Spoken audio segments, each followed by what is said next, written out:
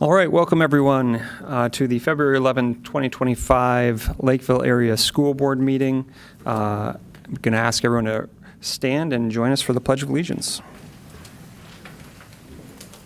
I pledge allegiance to the flag of the United States of America and to the republic for which it stands, one nation, under God, indivisible, with liberty and justice for all.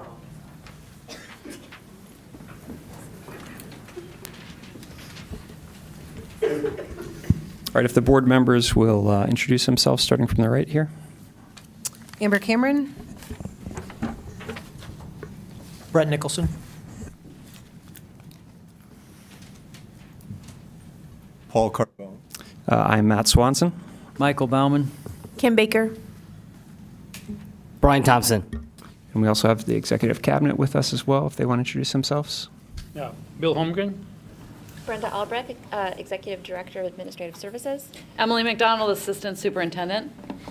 Michelle Humphrey, Executive Director of Student Services. And some additional guests over on our right, if they want to say hi. I'm Amy Bierschmeyer. I'm the American Indian Education Coordinator.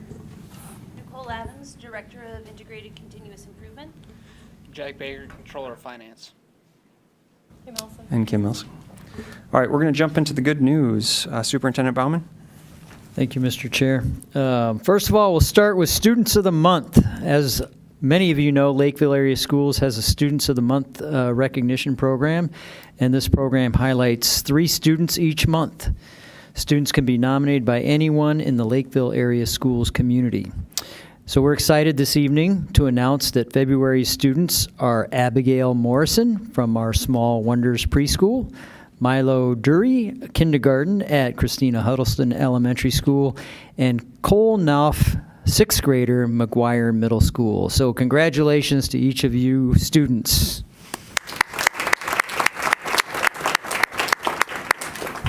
As well, we have a Staff of the Month, and the nominations for Staff of the Month can come from anyone in our Lakeville Area Schools community. So we're excited to announce that February's staff are Christina Clark, a math teacher at Kenwood Trail Middle School, and Brittany Raymond, district licensed school nurse at Kenwood Trail Middle School.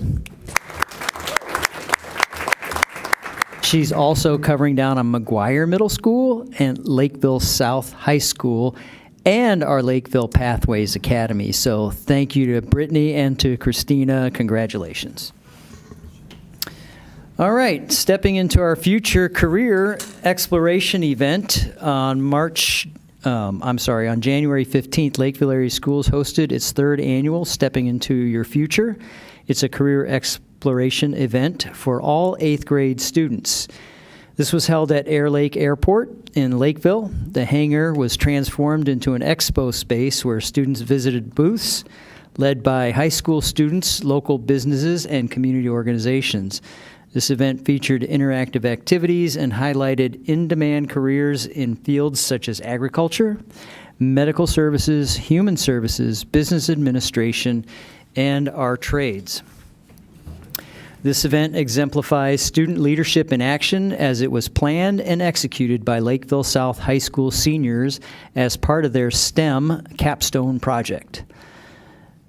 Nevia Rubishko, Grace Hall, Julia Haslinger, and Taylor Neurault worked closely with the Lakeville Chamber of Commerce and other community partners to coordinate the event. And just a special shout out to Chamber of Commerce for all of their support in helping make that happen. If you did not attend, you missed a good event. However, I think there were a lot of video and a lot of other marketing sharing with that event. So again, thanks to everybody and especially to our seniors who put that together. It was a pretty awesome event. Lakeville South High School selects the 24-25 Excel Awards nominees. Lakeville South High School has selected their nominees for the 24-25 school year Minnesota State High School League's Excel Awards. The Excellence in Community, Education, and Leadership Recognition Program is designed exclusively for Minnesota high school juniors who are active in school activities, show leadership qualities, and volunteer in their community. So congratulations to this year's Lakeville South nominees, juniors Romy Klebacek and Bryce Edwards. Yay.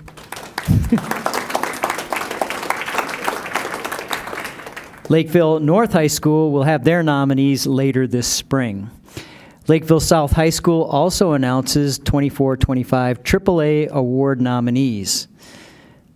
Lakeville South High School has also named their nominees for the 24-25 school year Minnesota State High School League AAA Award.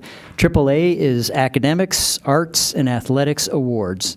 It honors Minnesota high school seniors who have a 3.0 or higher GPA and participate in the Minnesota State High School League sponsored athletics and fine arts activities. So congratulations to seniors Ian Bamford and Charlotte Fannin. Yay. Lakeville North will also have their nominees this spring. And if you want to read more about some of the more amazing things that are occurring across our school district, please see isd194.org/news on the World Wide Web. Thank you, Mr. Chair.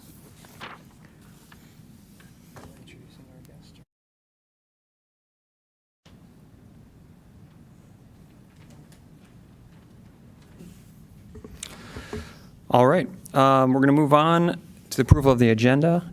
If there are no requests for additions, I would entertain a motion to approve the agenda. I make a motion to approve. All right, motion is made by Director Carbone. Is there a second? Second. Second by Director Cameron. All in favor say aye. Aye. All right, motion passes. Moving on to the consideration of the consent agenda. If there are no requests to remove any items or discussion on any items, I would entertain a motion to approve the consent agenda.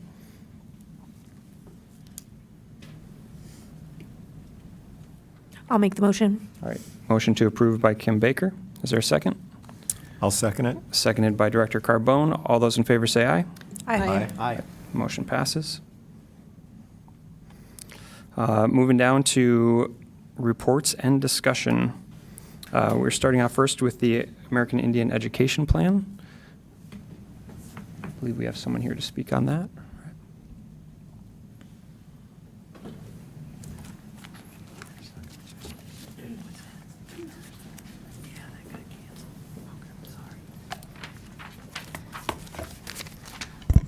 Good evening.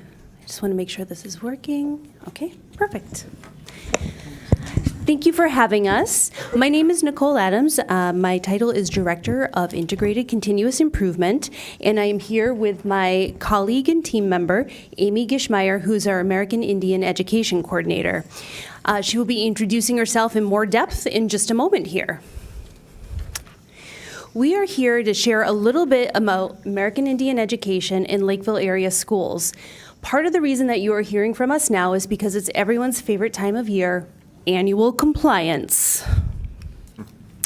Just to give you a little bit of an idea of where American Indian education is situated within our org chart, we are under the Teaching and Learning Department, and Amy Gishmeyer is one of my team members. In addition to the fact that we are at that time of year where we have to make sure we are completing our annual compliance, there have also been some very significant changes in American Indian education since 2023 that you may or may not be aware of. So we thought this was a good opportunity to share some of this with you because it is pretty substantial. This legislation occurred in May of 2023, and its intent was to ensure that American Indian students have equitable educational opportunities that value their cultural identities, and is also focused on preserving and revitalizing cultural heritage for the American Indian community in Minnesota.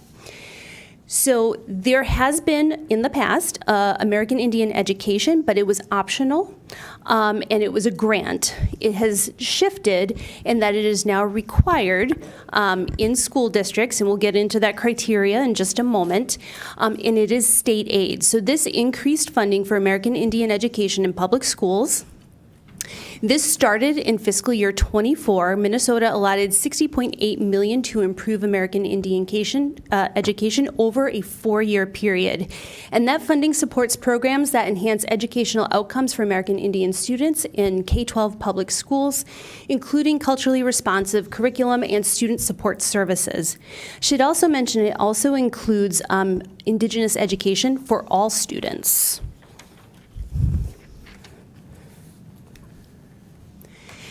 There are many notable shifts. This statute was very far-reaching. It even reaches beyond public education and into health and human services. Because we want to be mindful of time, we're really going to focus on the elements that really pertain to annual compliance. But in the future, should you be interested, we can always come back and share additional information. So we are going to be focusing on American Indian education aid. I would just like to point out at this time, you may accidentally hear Amy or myself use the term grant. That's because for years it was a grant, and sometimes it's just hard to make that shift, but do know that it is state aid. We're going to discuss the role of the American Indian Parent Advisory Council. We're going to talk a little bit about how these shifts are showing up in Lakeville area schools specifically, and the role of the American Indian Coordinator.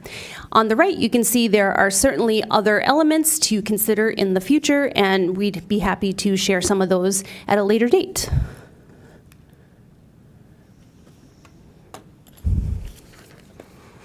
So on the left, you're going to see a little bit about the MDE requirement.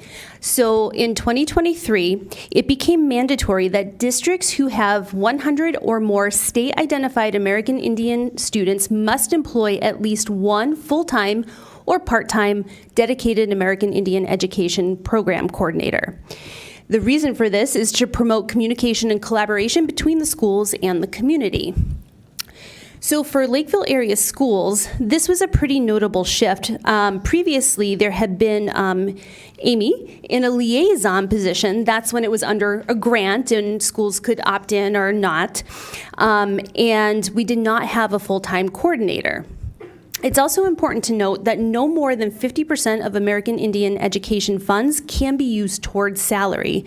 So we'll talk a little bit here about how funds are allocated, but no more than 50% of that total amount can go towards salary of any type. The rest must go towards direct student services. We are adding an additional 0.5 American Indian Education Liaison. That position is posted. We anticipate that we'll be hiring that individual by the end of the month here. And the reason for that is because we still have a lot of student-facing needs, and where Amy has moved into more of that programming and program development role, we still need some assistance with making sure that students are getting direct services through a liaison. And that 0.5 American Indian Education Liaison will be paid for out of our achievement and integration funding. And with that, in the spirit of the statute, the purpose of the statute was really to be more intentional about centering Indigenous voice and making sure that we are holding space for that. And so with that, I'm going to step aside and I'm going to let Amy Gishmeyer introduce herself. Bonjour, Anin, Nindijikas Amy. Hello, my name is Amy. Unfortunately, this is the only part of my introduction that I can say in my Ojibwe language. The elders in my community didn't speak the language. My elders were boarding school survivors. Stories, history, the language, and knowledge was and is still passed down through oral history. My people were storytellers, as am I. So, winter is a time for storytelling. Luckily, we have some snow on the ground today. So please indulge me as I share a story of my first presentation in the Lakeville area schools. My first classroom presentation provided a really illuminating experience, which required me to adjust my thinking and proved one should never make assumptions. I received an invitation to visit a 4th grade classroom. They were beginning a unit on Native Americans. I was told that I should go through the culture trunk that some of the previous liaisons had compiled and familiarize myself with the contents, show and tell of items, and their cultural uses and significance. With the trunk in tow, I walked into the classroom with the students seated on the rug, and all were waiting for me to begin. I introduced myself by sharing my name, that I am Ojibwe, and that I grew up on the White Earth Reservation. Immediately, a student raised his hand, and I called on him. He asked, "Did you study this, or do you know some real Native Americans?" And I paused. I answered that, well, when I introduced myself, I shared that I am Ojibwe and I grew up on a reservation. A short time into my presentation, the same student's hand shot in the air. And again, I called on him. He blurts out, "What was it like living in a teepee?" And that one caught me off guard a little bit.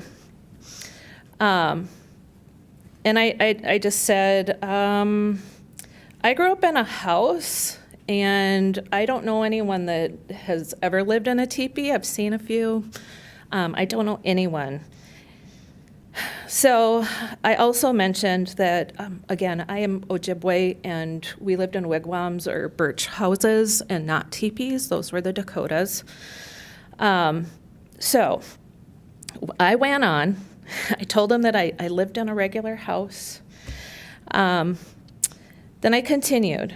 And the more questions I fielded, not just from that one young student, it became very apparent that the student's knowledge of American Indians was entirely historical.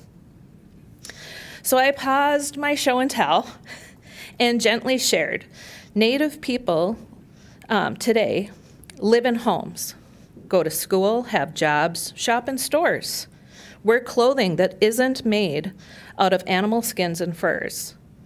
And only in times of celebration do they wear feathers, moccasins, regalia. I further explained that I felt that maybe their perspective was just what they've seen in movies and in books and on TV and most likely YouTube and whatever else they're watching. So I also told them, and the look of shock on their faces, I said, "You do realize that there are American Indian students right here in your school." And they looked at me like I was, I had 4 heads. So I finished my presentation and I left the school a little bit baffled. And then finding perspective after my first classroom experience, I concluded there needs to be a shift in the narrative and understanding of Indigenous peoples. We can share the historical significance without negating the present. We are still here.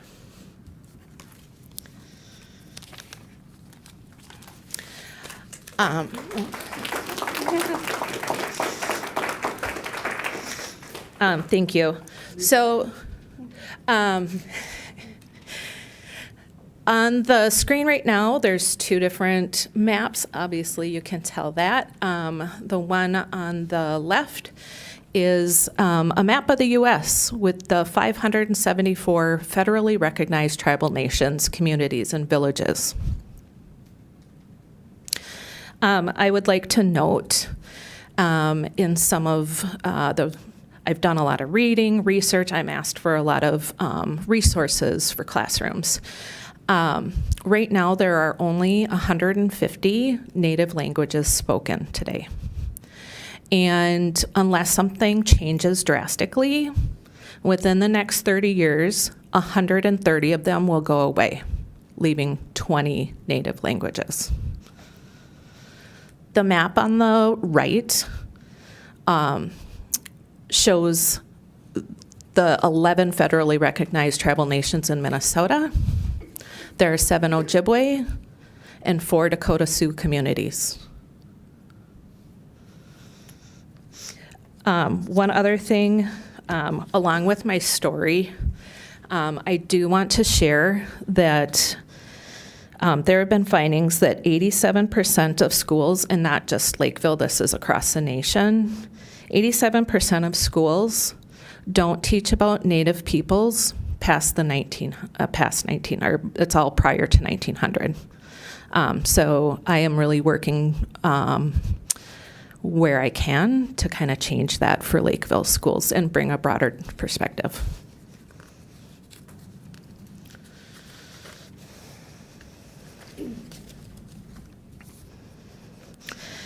What is American Indian Education Aid?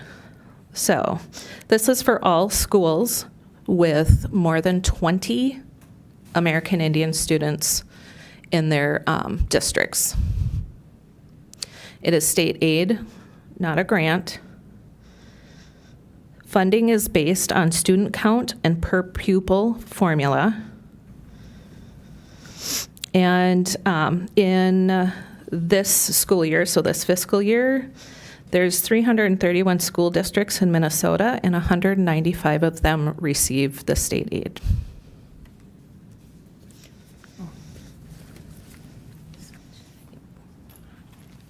Okay, now we're going to take turns. Thank you, Amy. So, how is American Indian Education Aid calculated?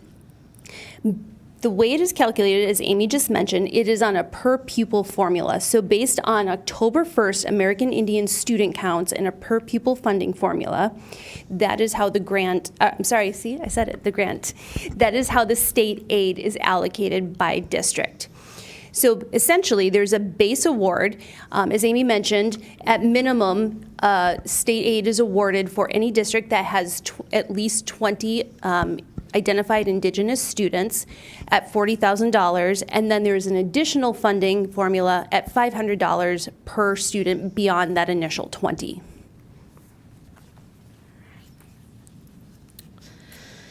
This year, Lakeville area schools, the MARS reported 116 students, so our budget this year was $88,000.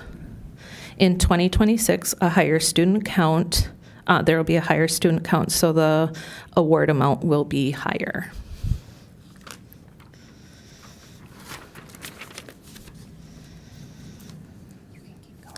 Okay.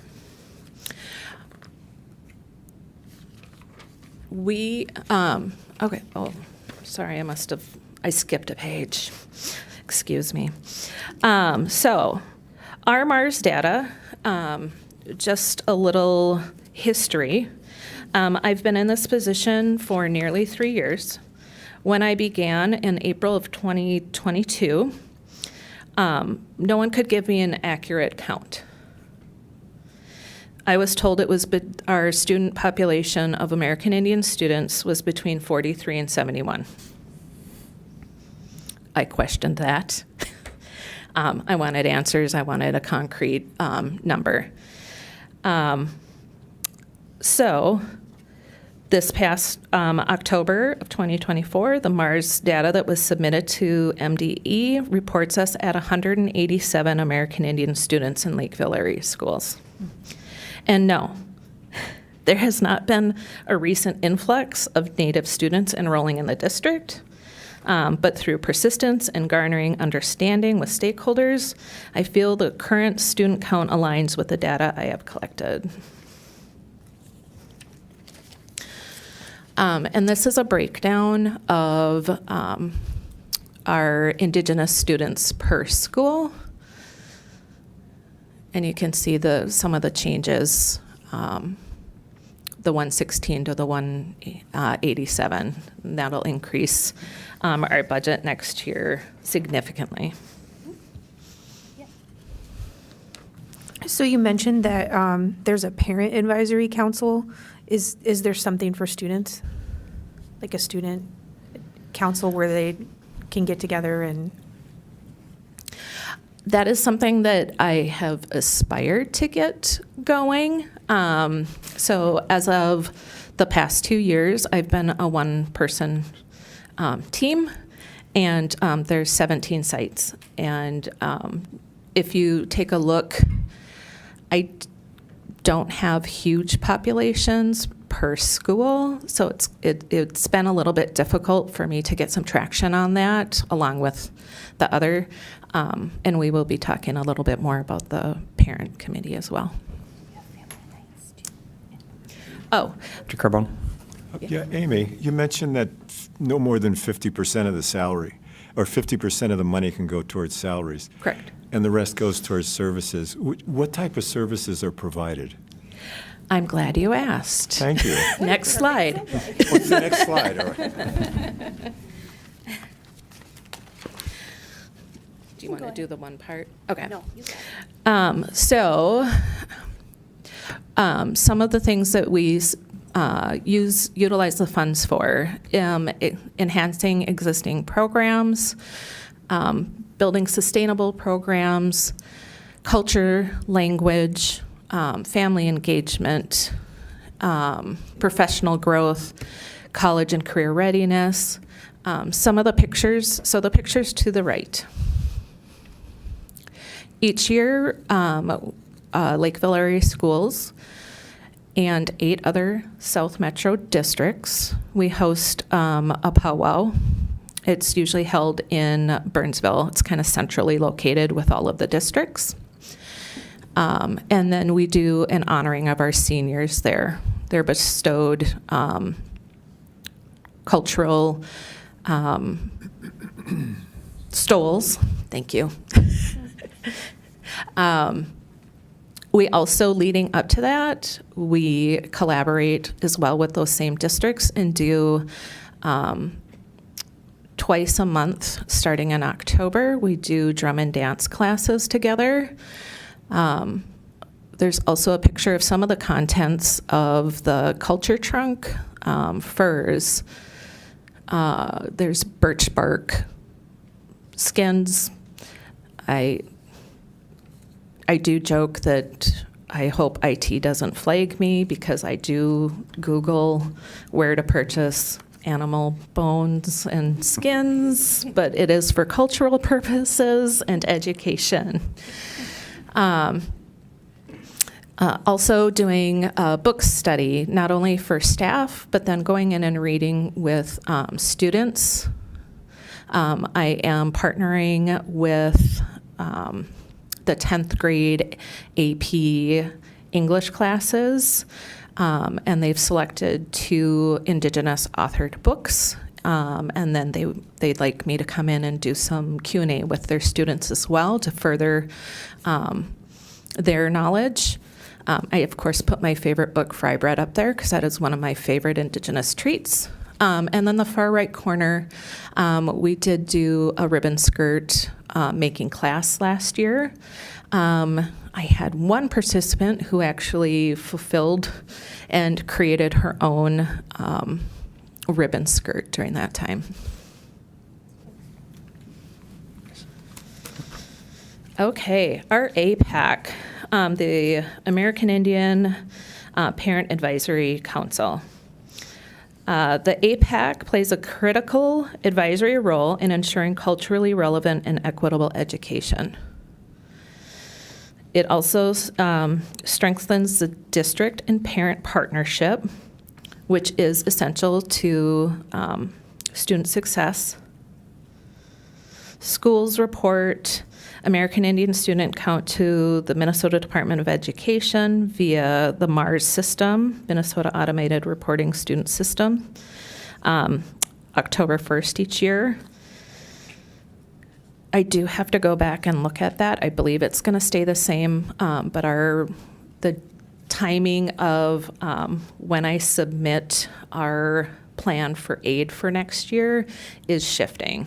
It used to be November 30th, and they're switching it to fall within the fiscal year. So I will be completing another plan for next school year as of June 30th.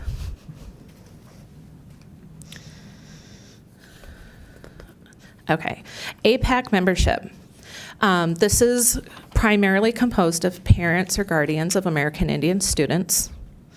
Other eligible people would be American Indian secondary students, American Indian district staff, American Indian community members, or family members, grandparents, older siblings, etc., who are Native American. Non-Native American district staff may attend but cannot be voting members. District staff should not outnumber council members at the meeting.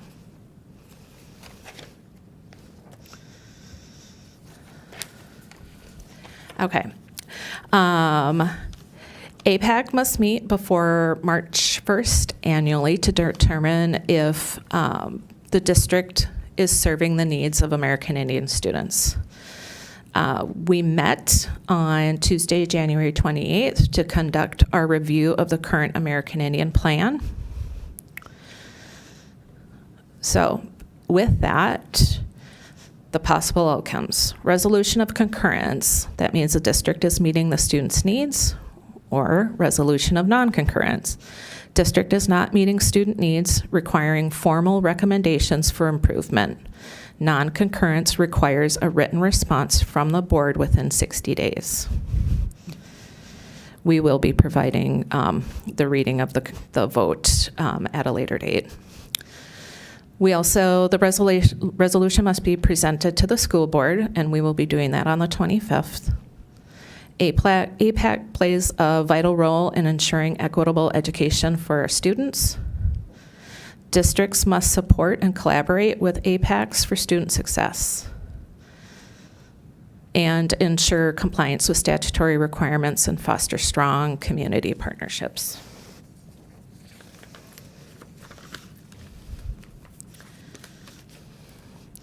I think we more or less covered this slide as well, so.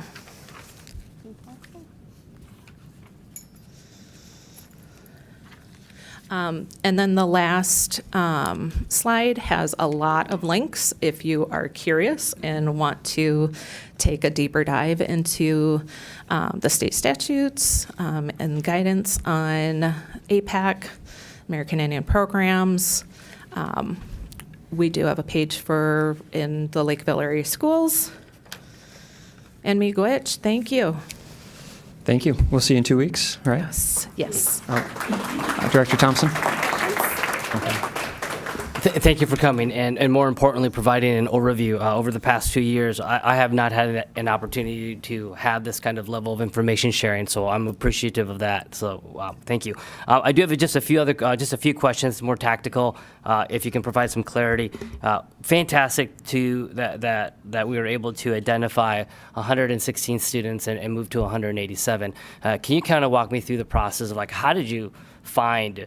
Or how do we identify these extra students? Are they 100%? Are they 25%? What constitutes that? And then more importantly, the process that you took, is it automated now so that as new students come through the process, we've got a mechanism to identify that the validity of our student population count? So I'll start there.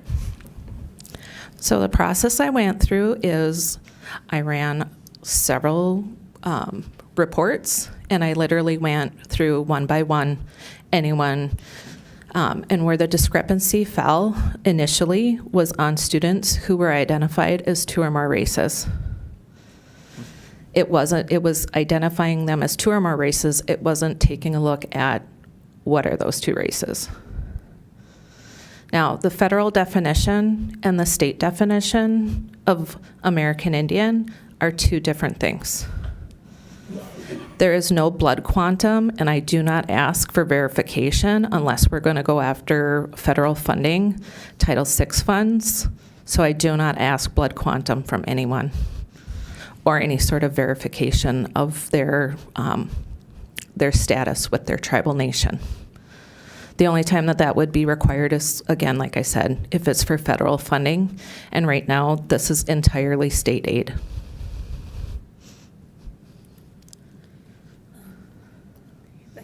Oh, yeah, the automated pipe. If I may, to the question of, so systemically, what we've done is through Amy's work with our MARS and enrollment team, we're now doing that dissection, if you will, and deeper dive to do a verification on the fidelity of that information. So when you get those reports, it's a manual process, unfortunately. Maybe it will migrate through our student information system into a user issue where they make a correction. But I think Amy's explanation, because we asked the same question when I was going through this. So our enrollment team is alerted to it now and knows how to basically follow the trail on that and work with Amy on that matter. You asked about automation. The only portion of it that we have since automated is that if we do have a new student who enrolls in the district and they identify as Indigenous, whether that is entirely or as two or more races, and one of those is Indigenous, Amy now gets an alert that we have a new student has enrolled, as opposed to in the past, she would have to go through this process multiple times in a year. Yep. Does the enrollment form not allow you to select two different races? It does. I'll let you. Any parent who has gone through enrollment or anything automated at times goes through it rather quickly. I'm speaking from personal experience, and you don't always read through everything thoroughly. You might there's the drop down and it says American Indian, and then it says, do you identify, do you not identify, do you identify as this particular tribal nation, so if you don't hit the right drop down, there can be conflict. And there's no way. I've gone round and round with our MARS and data collecting and our enrollment people, and I think it's confusing across the board, not just for our Native American students. And one thing that I also identified were the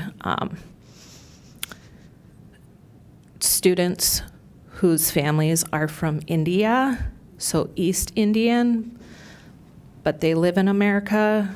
So the definition of American Indian can get confusing, but that is the federal term and state term that's used for our Indigenous students. Director Thompson? And I think I heard earlier, did you say that the percentage, there's no threshold, so that if you've got historical 5%, 10%, that counts according to the state of Minnesota? Yes. There's no other culture, race, or anybody that has to have approved by blood quantum. So the state of Minnesota, all they have to, if somebody identifies as American Indian, they can be counted. From a federal standpoint, there is documentation that needs to be, and that can go back as far as a grandparent being enrolled. Okay. Director Cameron? Thank you for the presentation tonight. I echo Director Thompson, and I learned a lot about programming in the district. I just wanted to say my family has attended the South of the River powwow a number of times, and it's a great event. And so thank you to Lakeville Schools for being part of that. I think it's exciting to see the schools in our South Suburban Conference, or however we want to group them, collaborating together on these efforts. My husband also works at Shakopee High School and have been really impressed with some of the initiatives that they're doing there. And so I think there's a lot of opportunity to learn from our conference on, new initiatives or ways to support Native students in our community. That being said, probably not today. I'm cognizant of time, and also you want to focus on the reporting. I also want to say that the University of Minnesota has incredible resources. It was the first university in the country to have a Department of American Indian Studies, as you probably know.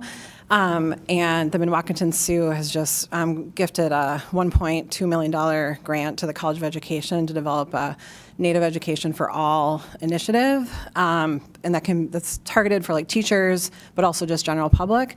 And so, and then I'm also aware that like the Minnesota History Center has had Native American teaching cohorts for teachers. And so I'd love to learn, and maybe this is an offline thing, but just how our district is plugging into these state resources so that as a party of one or a party of 1.5 soon, hopefully, you're not having to do all the programming, but can kind of rely on these assets that we have here. So, yeah. Thank you. Yes, I'm aware, and Justine does a great job at Shakopee, and she's a wealth of knowledge and is always willing to share resources with me. And yes, I have connections with people at the Historical Society. I don't specifically have at University of Minnesota. However, my dad's been in Indian Ed since the 70s, so and nationally. So I have a lot of resources that way. I'm just excited to try and get some of that programming here into Lakeville schools and for our students. I just want to point out and add on to that as well, that there are a variety of state standards around Indigenous education in social studies, ELA, and then even beyond that, you're going to see more of this coming in through math and science as well. So a lot of this is going to start being embedded in a lot of places. So this education is going to be really critical for our staff to be able to make sure that we are teaching those standards appropriately.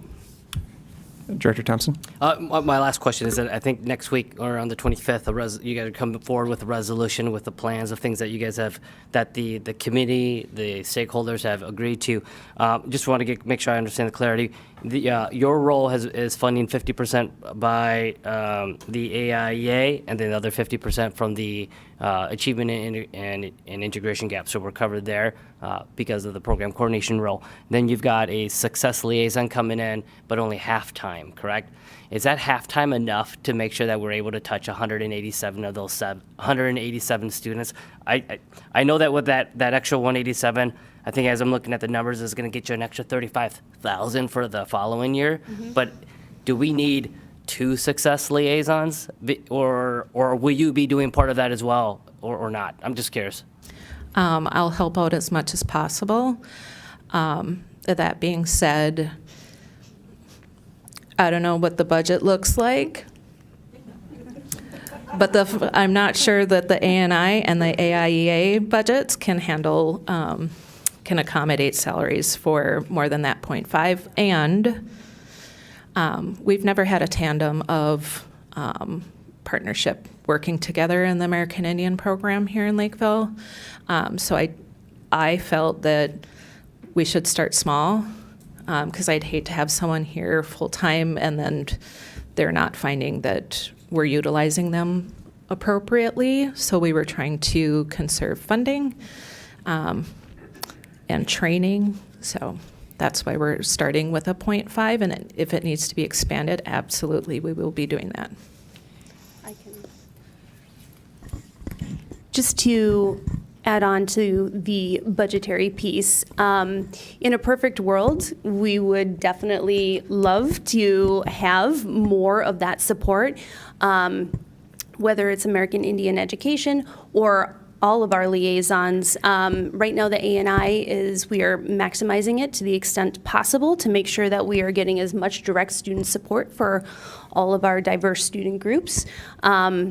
And that is based on state aid, and we're going to do as much as we can to get those resources into sites, but we could always use more. Thank you. I think that's all we have. Thank you so much. Appreciate it. Gigawabuman Minawa.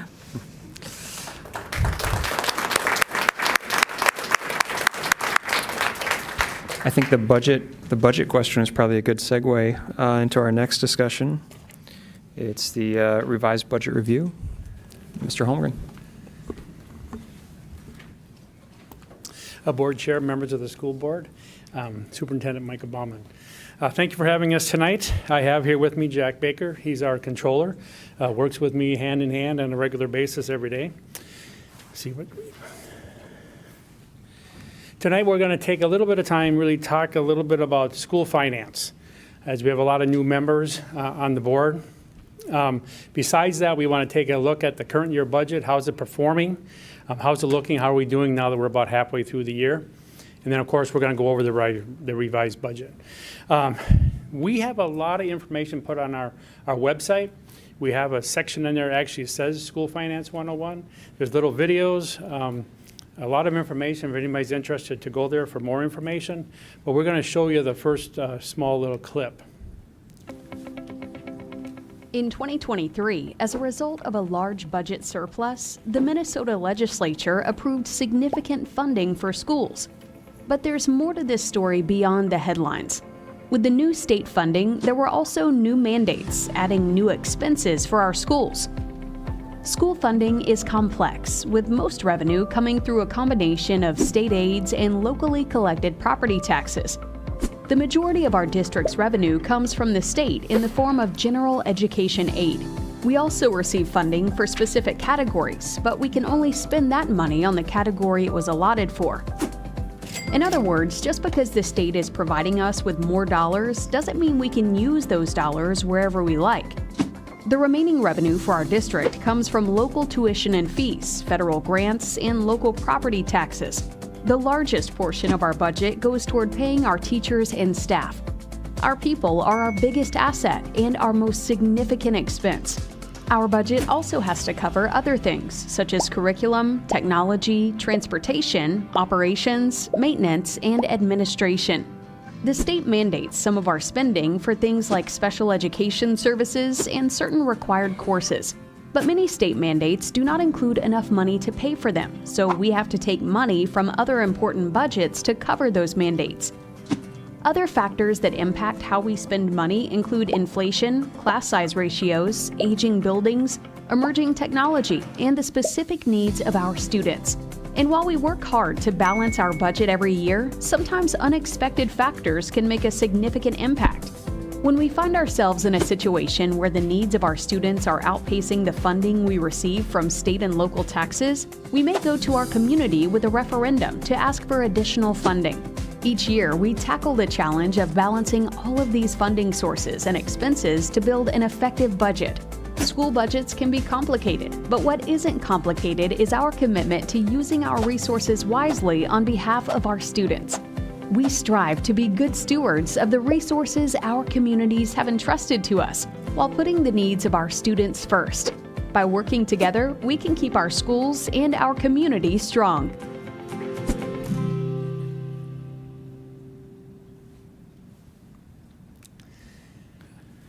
Okay, just to reiterate, there's other pieces like that on our website.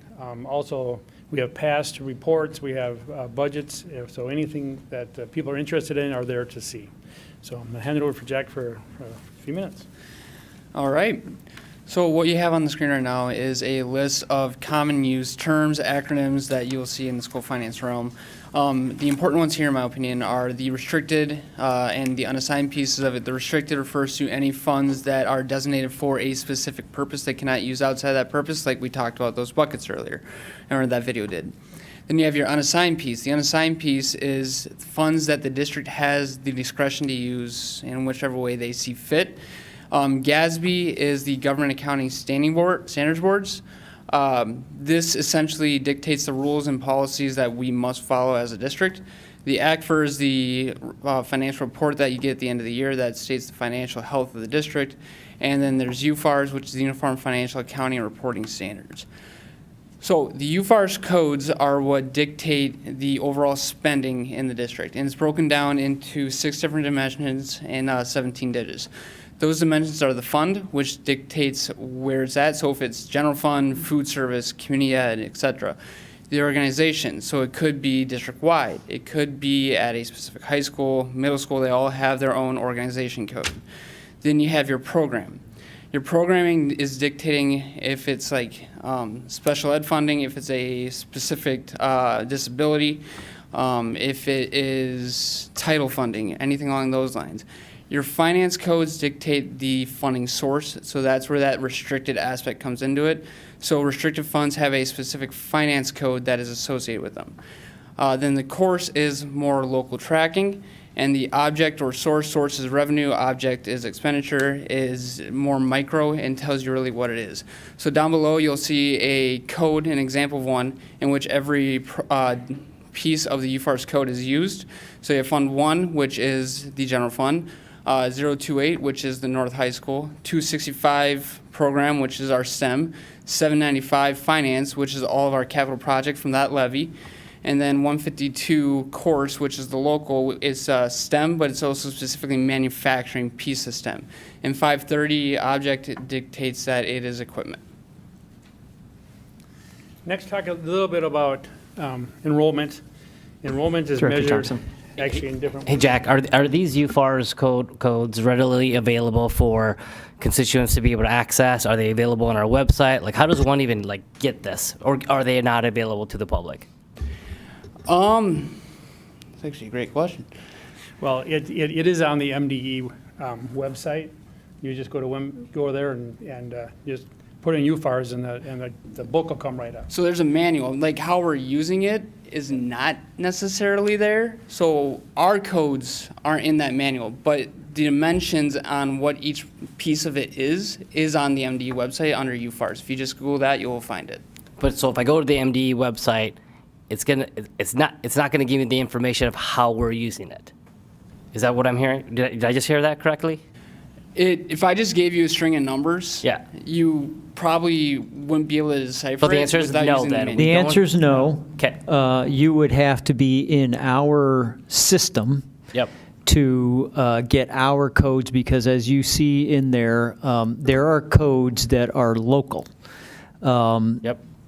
So you would have to be in our system to see But the data codes is for- available for, I mean, the data's there. It's just not right now available to the public. In the way how we use it. Yep. The way that we're reporting out, instead of using the actual numbers, we use the words. So Yep. you're going to see North High School, what's Yep. happening in North High School. You're going to see a capital projects levy, what's happening in the projects levy. Equipment, we're buying equipment, it's in that series, right? When different schools use this UFAR schools, that's where we try to standardize. So if we're buying a piece of equipment, or a neighboring school district buying a piece of equipment, we're using that 530 code on that piece of equipment. So they can actually compare across different school districts how we're spending that money. Yep. So where I'm trying to get to is like this is our public money, where it's being spent, and I just want to understand, how do we make sure this information is accessible for those who are super smart at Excel and jam pivot tables and so forth? But that's a separate conversation. I just wanted to know if it was available. Answer is no. Okay, thank you. The answer is not no. The answer is it's not available by UFARS. So we do have our budget book online for anybody to scrutinize and look at. We also have accessible any of the presentations that we have the public can look at. And of course, our finance managers are available to the public. If you want to schedule a meeting and go through that, we would obviously accommodate that. But not by UFARS code, because people don't want to dissect a 17-digit code. Yep. They want to see, as Mr. Holmgren described, Lakeville North, they want to see it aggregated, but it's all reported. We also do the CAC, there I go with the acronyms again. Remind me that they changed it from CAFR to ACFR. ACFR, which is, tell the public what that is. This is our annual Comprehensive annual report. And so it goes into the detail for all the spending and the revenue and expenditures that this school district has, and anybody, especially those who are probably want to get into the granular detail, can read that document as well. Now, if you want to go through and do some manipulation of the budget and do comparables, we do have a budget analyzer tool that we can manipulate and do deeper dives like you were talking about, Director Thompson. So I just want to be clear that we have multiple mechanisms. The reason I asked to share the UFARS code is because it's also an accounting reporting system that is regulated by the state of Minnesota, which puts a lot of requirements on the finance system and on the finance team on how to report our information. I think I shared with the board, and I don't want to go too far down the rabbit hole, but kind of the EBITDA versus how we have to do it in public sector. And there are differences, but this district goes a long way to try to be transparent with the reporting. And I know the other thing we want to try to do is get better at metric reporting and maybe simplifying some of the finance health indicators, which I know you have talked about. Mm-hmm. So every expense of the district gets categorized using these 6 different metrics. And is UFARS, is that mandated by MDE? Yeah, absolutely. Okay. On your table tonight, I did give you the revised budget, which we'll be going through a little later in a little more detail. But if you turn right now to page 25, you'll see how we break the codes down. So that report on page 25 breaks it down by program. We even have the actual program code on there. So you can see the very first one on the list is the Board of Education, the 010. That's in that second category on that UFARS code, and it tells you there how much is being spent, on the Board of Education. Okay. If you turn it 2 pages later to 27, it breaks it down farther, where we have the program and each object underneath it. So there's a wealth of information in this budget book, and it's broke down several different ways. So hopefully the public can have a better understanding of our budget. Mm-hmm. Okay, we're going to move on to talking about enrollment. Everybody's heard in the fall of the year, what's our October 1 enrollment count? We do, that's a snapshot in time where MDE looks at our particular enrollment, and that's just counting each student that's in our buildings on that day. We count them as one student. And a lot of revenue is based on that early in the year enrollment count. But as we move through the year, I had with our enrollment team just the other day, we have a lot of new students that have shown up here. And you can see now that if you looked at it today, we have 12,120 students. So that's a change from what we had last October. But we have to be careful not just say, oh, now we have 12,120, because it just happens to be that particular day. So if we have a student that starts, say, the 1st of December, right? Well, I don't get to count that student as one because they weren't here for the whole year. It's only a partial year. So that's why we go down now to the ADM. It's our average daily membership, and that's weighted. So if a student's only here for half a year, we only get a half of or if we're only here for 3 months, we only get worth the 3 months. And then another piece that you hear is pupil unit. And our students get weighted again. For an example, our early childhood kids that come, by the time we get to the end of the year, we usually have around 300 kids enrolled in our early childhood program, but we only get paid by the actual hours that they're in the building. Okay, so we get about 35% of that. So about 100 students we actually get paid for at the end of the year. Now, when it comes to our K-6 kids, they are counted as one. Of course, it's weighted because of how many months they were here. But if you remember, we were talking in the past, a high school kid or a secondary student starting in the 7th grade, they get weighted as a 1.2 with the idea that an older student costs a little more to educate. So when we talk about enrollment, when we get paid at the end of the year, it's that pupil unit count is what we get paid for. Back against, well, we'll talk about revenues here in a second. But I just wanted you to see that there's different ways that we talk about enrollment, and for when the enrollment people come to you, they're going to give you the actual enrollment count of that particular day. But for Jack and I, we want to know what that weighted number is, because that's what we get paid on. We get paid on the weighted average daily membership or the pupil units? The pupil units. Okay. Director Baker? I just have one quick question. When I'm looking through the budget, Obviously, those of us that were on the board last year, we went through some boundary redraws. So I always look at enrollment, and I'm always thinking down the road too, like when are we going to need another building, and how is that impacting our budget? Because if we lose students, then that's money out the door, right? So one of the things that I had some questions about, when you look at JFK, like our projected enrollment at that building right now is 644, and the capacity is 588. And Lakeview, the projected enrollment is 612, and the capacity is 644. Century, the projected enrollment is 891, and the capacity is 896. So we have 3 buildings in the district that are over capacity or very, very close, and we just had a boundary redraw. Now, when I look at some of the other buildings, it looks like there's room to level some of that out, but of course, then that requires some work by the district to make sure that that's happening. What are your thoughts on that, and is that something that you're monitoring as a district? No. Well, yeah, we watch our enrollment very close, and we do have 2 buildings that are relatively full, and Century is one of those, and the other one is, of course, our brand-new building.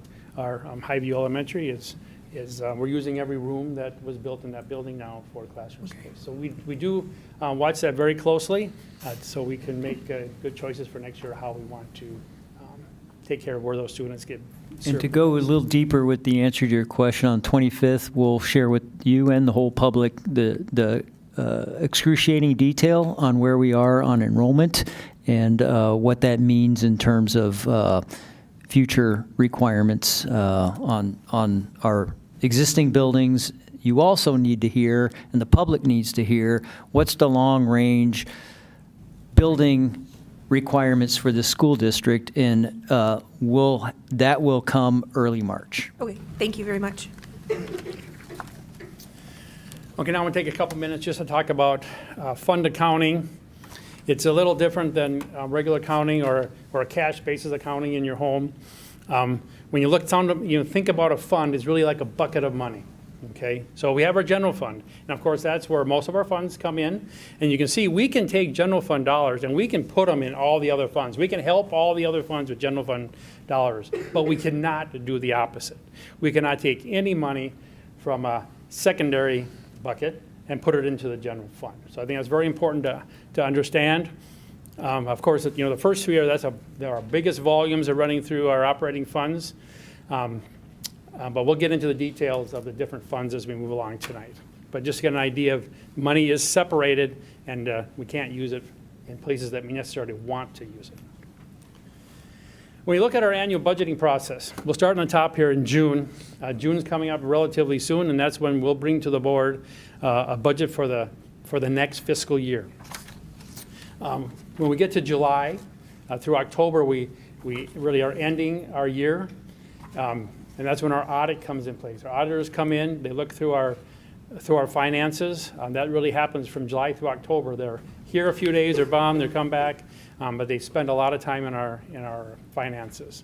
In September, I'll bring to the board a preliminary tax levy as we get ready for the next year. That happens on the 8th of September every year. We get the information from MDE that calculate what we're allowed to levy. And then once we get the okay from you to go forward, that's when the county gets that information, so they know how to spread that across all the property owners in our district.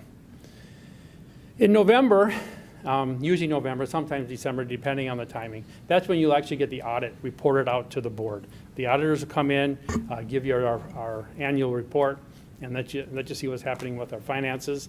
And then in December, I'll come back to you. We have a truth and taxation hearing, really talking about how taxes work, and of course how our particular school levy is going to be in the next year. So, and remember, we're in a fiscal year, so when we come to you in December with the next year's tax levy, so we just did that for 25, and everybody's going to pay their 25 taxes. But remember, for us, it's the next fiscal year. So any money that we collect in taxes in the spring isn't actually available for us to use until the next fiscal year when July 1 rolls around.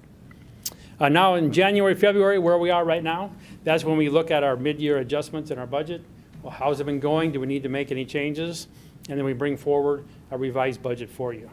And of course, we look at the next fiscal year and what changes need to be, what money do we have available for our programming for next year. And then we're right back to June and we're going to bring a new budget for you. So when we look at our budgeting process, we're always in three Director different Thompson. years. So for folks that are watching, and also for, again, some additional clarity, if you go back to the previous slide, we are right now in the middle of, or your team is right now in the middle of planning on what the budget's going to be for the next school year, so next September 2025, and so forth. And so you are estimating how many new students are coming in, you're estimating which teachers are going to go where, and or if there's going to be changes, or some that are going to retire, or whatever it may be.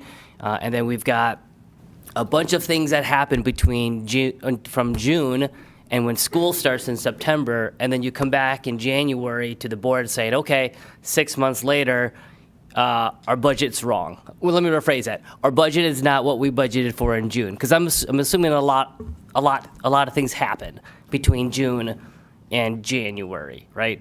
And so I'm having a tough time understanding, like, when we approve a budget in June, if it's going to go over the budget, when you come back in January, does the district automatically just pay for the overage and just lets us know in January, hey, we went over $2 million, we paid for it already? Or are there incremental checkpoints that get us, that informs the board ahead of time before January happens? Because I'm hearing right now, we have 100 more students, and I don't know where they're going. I don't know if we added more staff, and it does that because we approved a budget in June. But is this, or does the district run in a manner where you won't spend anything above the budget, and if it happens, then you'll come? So meaning then is the June budget kind of padded so that you've got that extra cushion so that you don't have to come? And you know what I mean? So I've got some questions because there's a big gap between June and January, if that makes sense. Yeah. Okay, a couple things. Yes, in June, we have assumptions that we use for that budget. We get surprises in the middle of the summer. Somebody decides to retire that we didn't know about, okay? And if we know we have people that have left, that we have different positions we need to fill, we're gonna be very conservative on filling that particular position that needs to be replaced. So, we're gonna make an assumption, well, that particular employee, what kind of insurances are gonna need? So we're usually going to put in a family insurance on that because we don't know where it's going to be, because we don't want to come in too low and then they come back to the board and say, whoops, we were wrong. So we really want to be very conservative in that June budget. And that's what we're seeing this year when we reported back out to you last November, saying that the fund balance where we thought we would be is going to be a little higher than what we anticipated. And that's some of the reasons why. Because some of the hirings came in at a lower amount than we budgeted for. Okay. And at the same time, though, we get to January, and there is a situation with staffing. We can't make any type of an adjustment. So let's say our enrollment went way down, okay, in the middle of the year. Okay, so now we're short on revenue. That is a place that we can't just fix it. We can't cut anybody, any type of staffing in the middle of the year. Once we start the school year, everybody's locked in. So that is a risk to a school district, where as we start that school year, that staffing is there and it will not go away. Okay, that makes sense?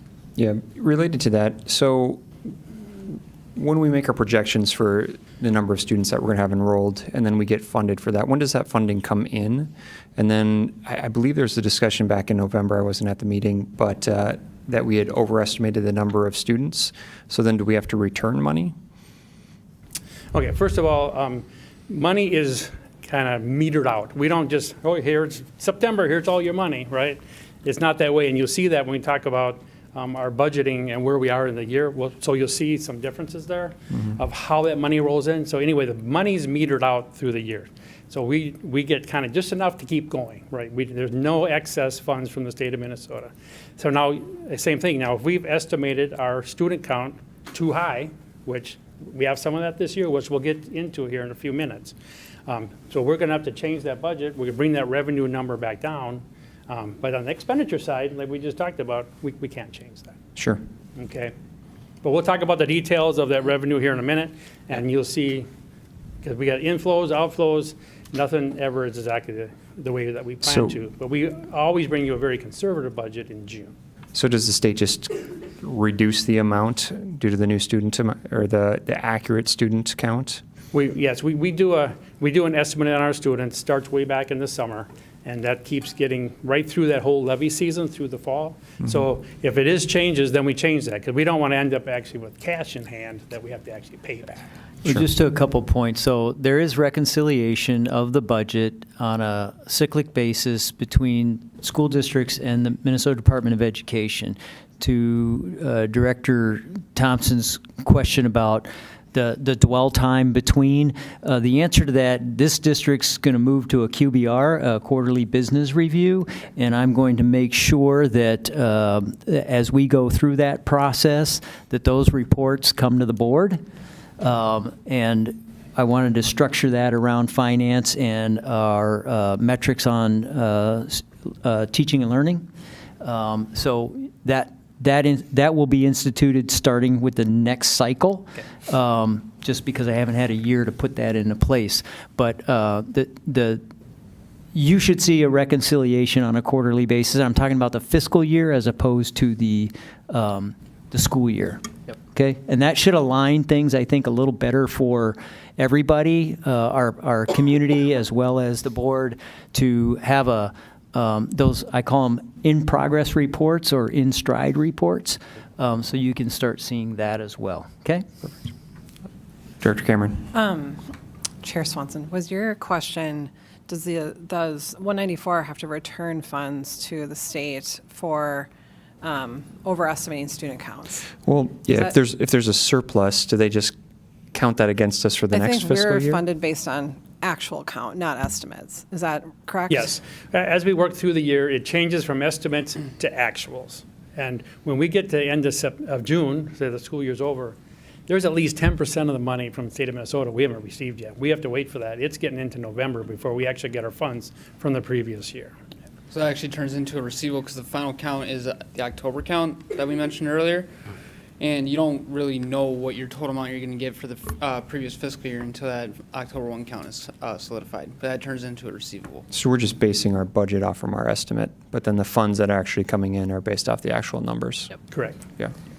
And Matt, I think one of the things that we have to be mindful is that part of the estimates were if we overestimate our students, we may overestimate our staffing needs. Yeah. And so then we get that expense that we have to cover for that year, and then we find out that we don't have the number of students that bring in, so then it almost becomes a double whammy. So I'm glad that so thank you for the quarterly business reconciliation. That would be a huge plus for me, just because I think in my first year on the school board, we ran into a financial event that threw quite a few folks off and was not assured. So thank you for that. To another point, though, as well, and this was mentioned about enrollment and the fidelity of your projection on your initial enrollment. That's why cohort survival is the method that you want to use, and what this district used, at least when I was in Bill's role and as superintendent, and that cohort survival was accurate to plus or minus 1%. If you're outside of that tolerance, like 3% or 5%, I think you are making a gross error.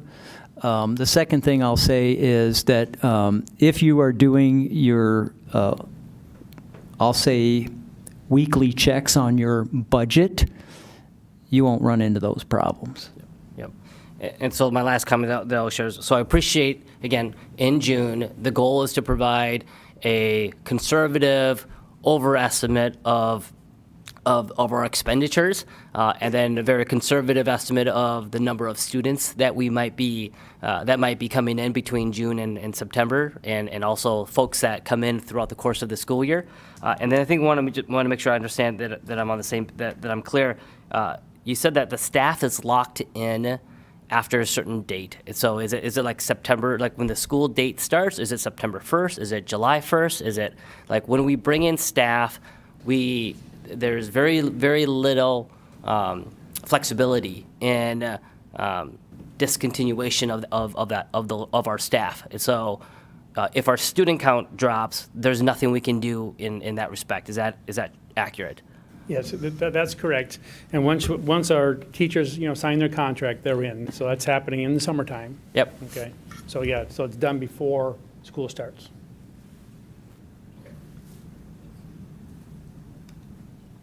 Okay, just talk a little more about our budgeting process. We're always working in 3 years. You can see on the top there, as a year is over, we're working through our audit. You can see in November, then you get that presented to you.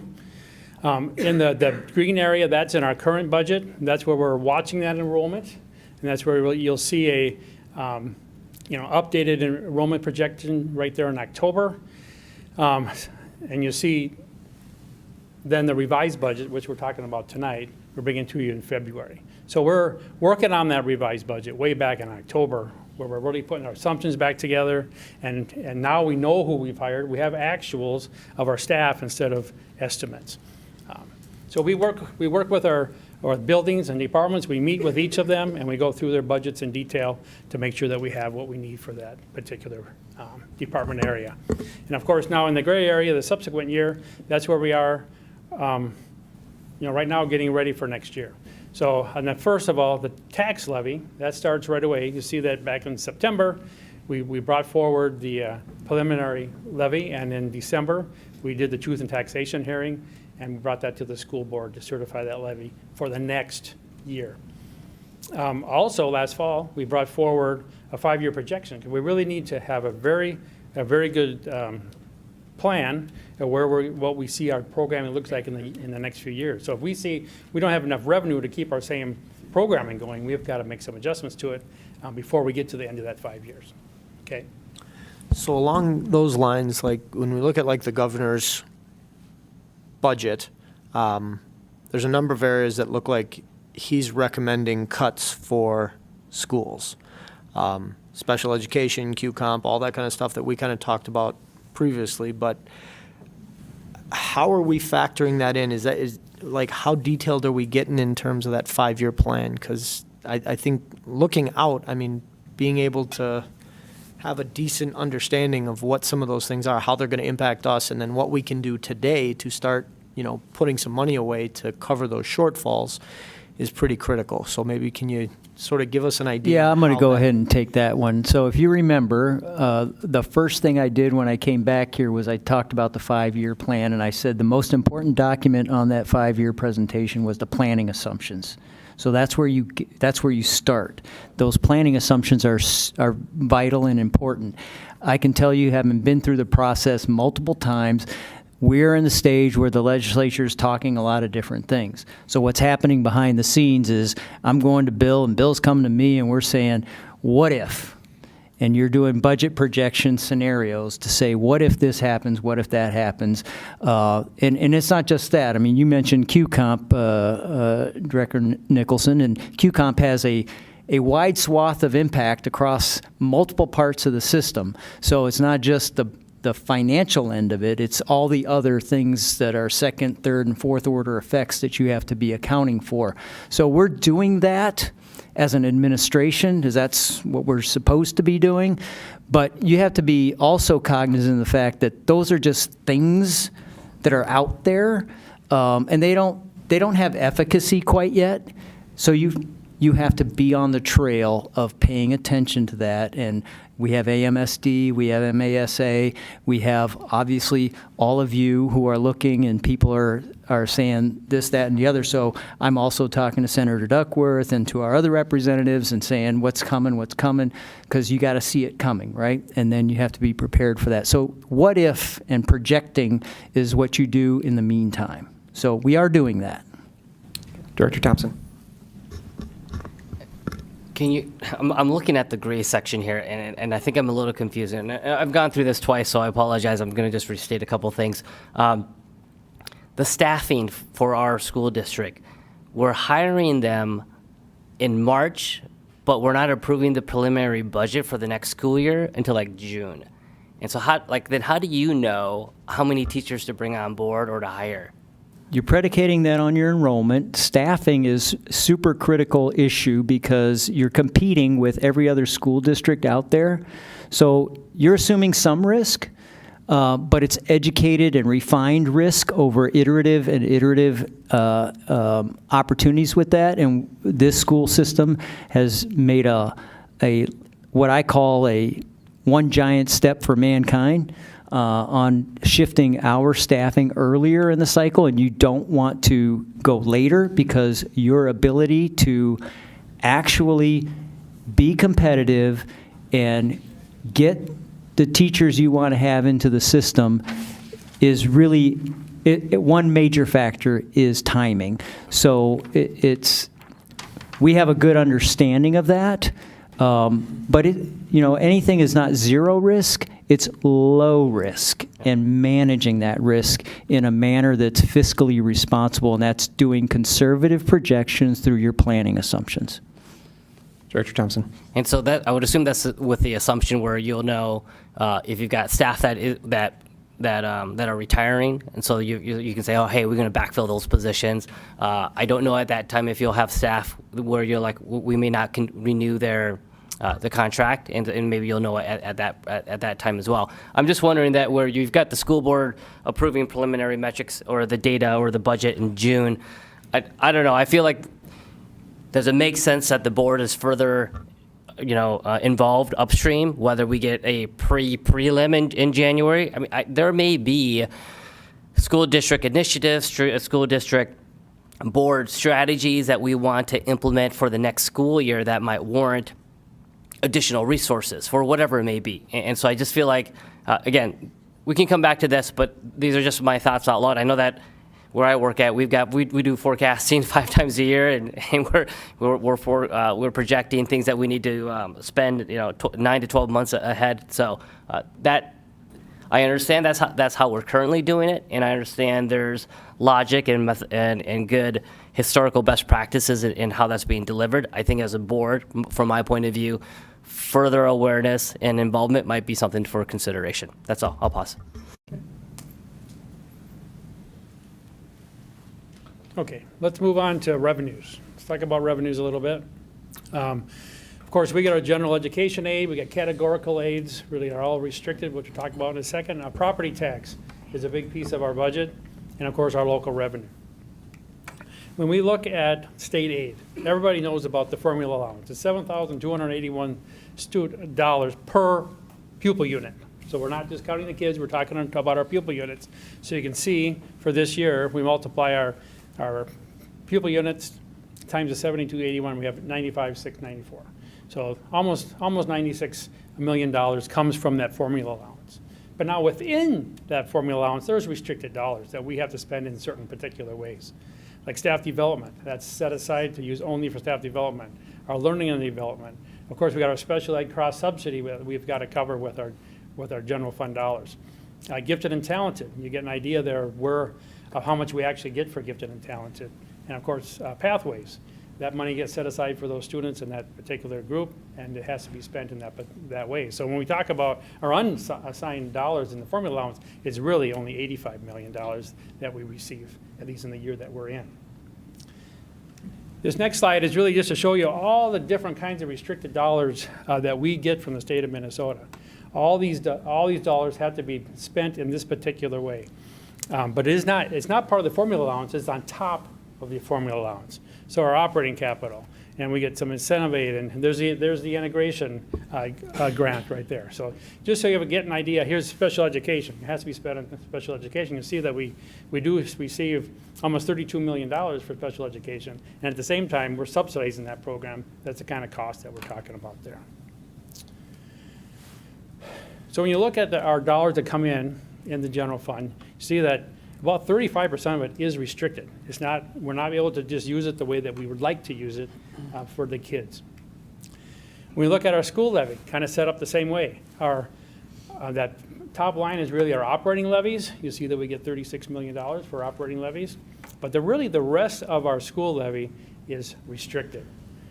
Many different in the assigned areas. For an example, we just talked about the A&I grant. Well, a third of that comes from taxes, and that's sitting in this restricted area. And then we have the capital area too, where this is our LTFM funds, our maintenance funds, and our capital funds. All are restricted in our school levy. And what's interesting, it's almost exactly the same split.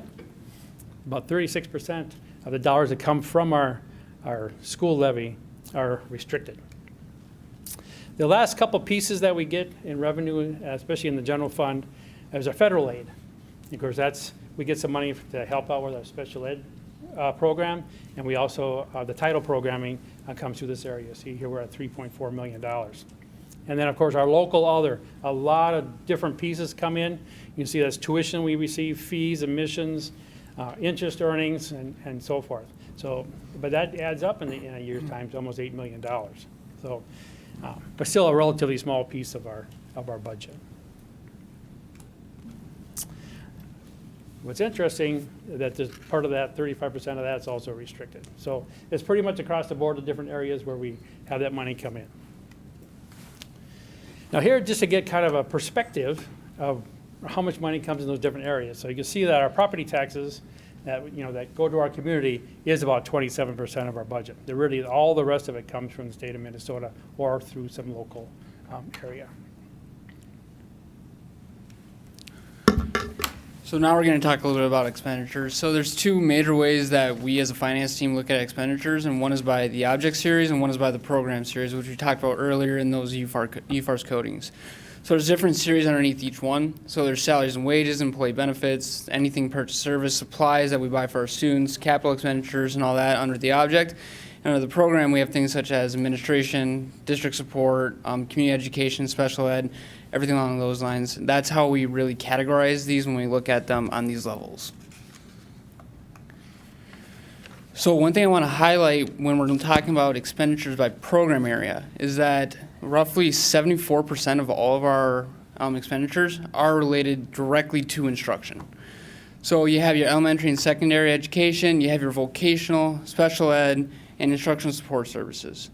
That's all tied directly to instructional services. And we're talking about object, roughly, again, 74% of all of our expenditures are salaries and benefits. So those two are kind of correlated in how you can see that. Director Thompson. Can you go back to the previous slide, please? Just two back. Just want to make sure I'm on this. One more. So 19.78% for special education is, so of the, not the 13,000 pupil unit, because that's not the number of students that we have. We've got about 12,000. So about 20% of our 12,000 students fall into this category. Is that my understanding? Not necessarily. This is not talking about the number of individual pupils. This is talking about the total amount of spend. So we might spend a little bit more on our special education students than we do on our other students. So that's really anything in the special education piece of the pie is dollars that we spend directly on special education. I think the number might be close to that too, though, or the percentage might be close to that. 15, 16. Yeah. But so if we have a $209 million expenditure, we're spending $40 million on special education for our school district. And how is that comparable to other school districts? Well, maybe that's just for another conversation. So I'll pause on that. Yeah, we didn't bring any comparative information tonight, but we didn't bring any comparative information tonight with other school districts, but that's certainly something we can put together at a future time. I would say that the state average is around 19% for special education, so we're probably right on with other school districts. Okay. Okay, now we want to talk a little bit about the year we're in and how is our budget performing. Okay, so just take some snapshots here. You can see what's going on. We don't have the month of January closed yet, so this dollars we're talking about are through December 31st at this point in time. But you can see that we do get fluctuating the way the money comes in to our district. So you can see last year at this time, we had quite a few more funds have been brought into the district than we did this year. But one of the main reasons of that, if you remember, last year we sold some bonds for LTFM, so that was over $20 million that came in when we sold those bonds, and it was November. So when you take a look at those bonds, they sit in that other category. So you can see that last year We got that area of the budget came in faster than it is this year. But when you look at the property taxes, our local sales and our state dollars, they're coming in relatively the same as they have in other years. So it's performing exactly the way that we expect it to perform. And now a good example to talk about how our money comes in, look at those state revenue. You know, we're at the end of December here, but we only got 25% of our dollars. Well, that's because the state of Minnesota assumes that we have property taxes, right? So when we collect our property taxes in November and December, well, the state doesn't send us any money in those months. We have to rely on the tax dollars to get us through the cash that we need to make payroll and so forth. And talking about expenditures, it's roughly the same stories, where it is cyclical in nature, but it's relatively consistent throughout from year to year. So you can see this year we have 36.22% of our total budget expended as of December 31st, whereas the prior years were right in that ballpark. And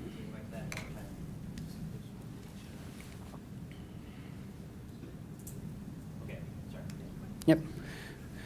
So now we're looking at the expenditures, and you can see the spike in capital expenditures in fiscal year 24 there. That is due to the construction in Highview, as was stated prior. Now, the one thing I do want to point out in this is nothing is at exactly 50% because the school year does not operate in that type of manner, whereas you have your salaries, wages, benefits, and your purchase service that are around a third. Well, when this was taken, we're about a third the way through the school year. So that makes sense. Debt service. Debt service has two major periods. July, August when we make our interest payments, and then February, March when we do our principal payments. So that's coming up, and once those principal payments are made, that'll be up to 100%, and everything else will be drastically below it.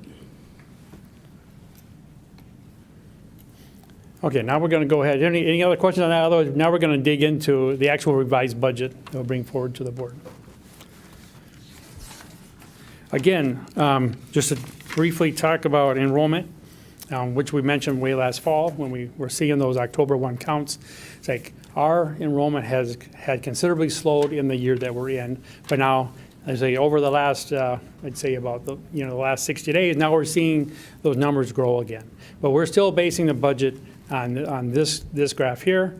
But going forward, we definitely see growth much slower. If you go back in 22, 23, 24, we were seeing 2.5% growth on our students. Now, we're not seeing that now. This line now is about at a 1%, and that's what we expect. I guess, again, we follow that on a monthly basis to see what's happening with our enrollment. But for today, for the revised budget bringing forward, that number is at 12,029. Now, if we look at the changes from last year, so now we have our actuals from last year. So you can see our state sources. There were 136 million in 24, and for this year we expect 141. Let me get to the right spot here.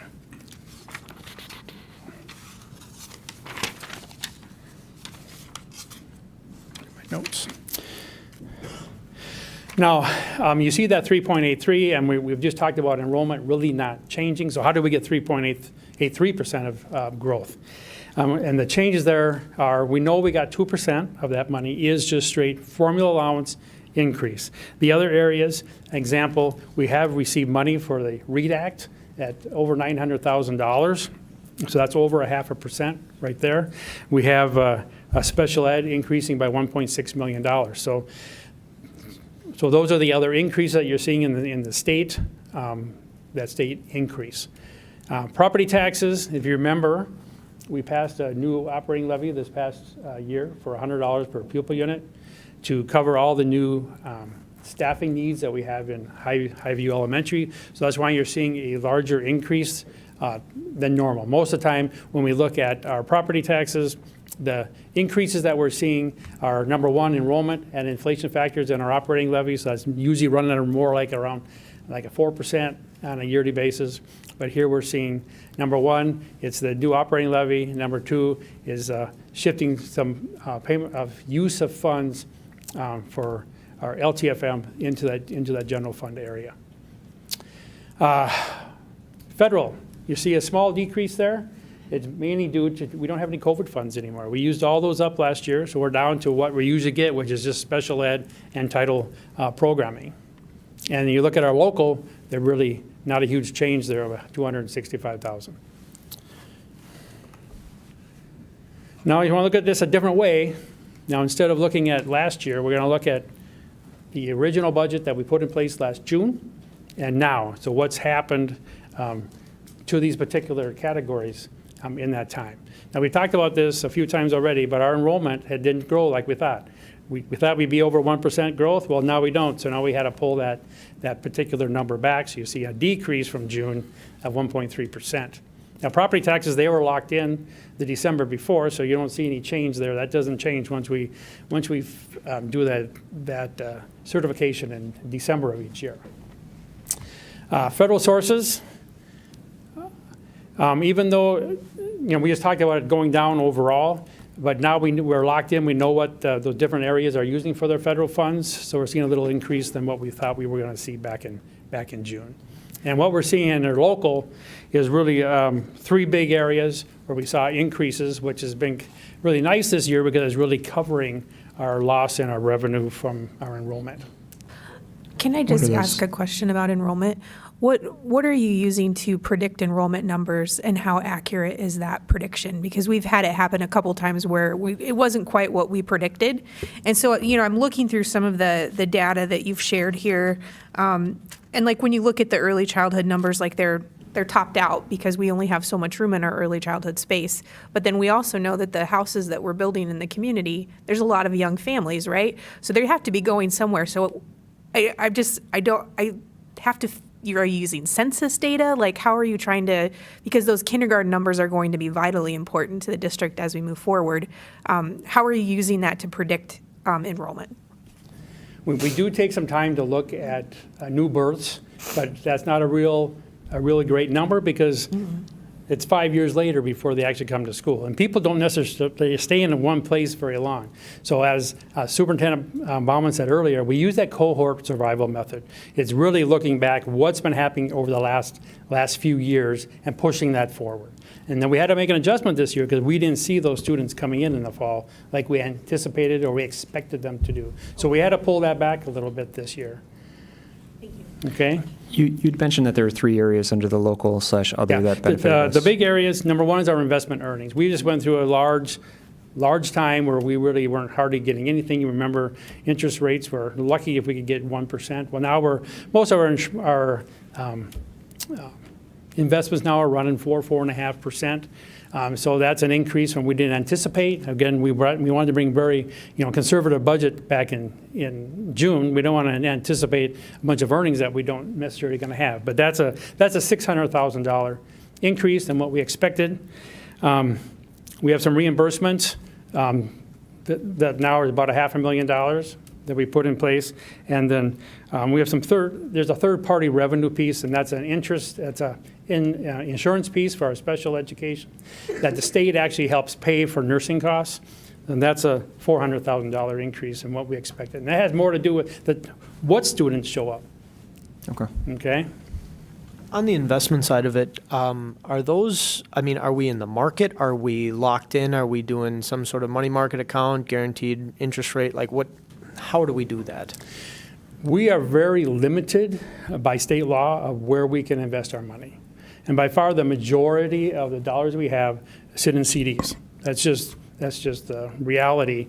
We can't put anything in any type of market funds. We cannot do that. We can sell some commercial paper wherever they're categorized at. And actually I could give my expert here as a past investment banker. But we work side by side to put those investments in place. But you can give a little more detail on what we have in place right now. No, I think Bill hit it on the nail on the head on that one. We are extremely limited in what we can and cannot invest in.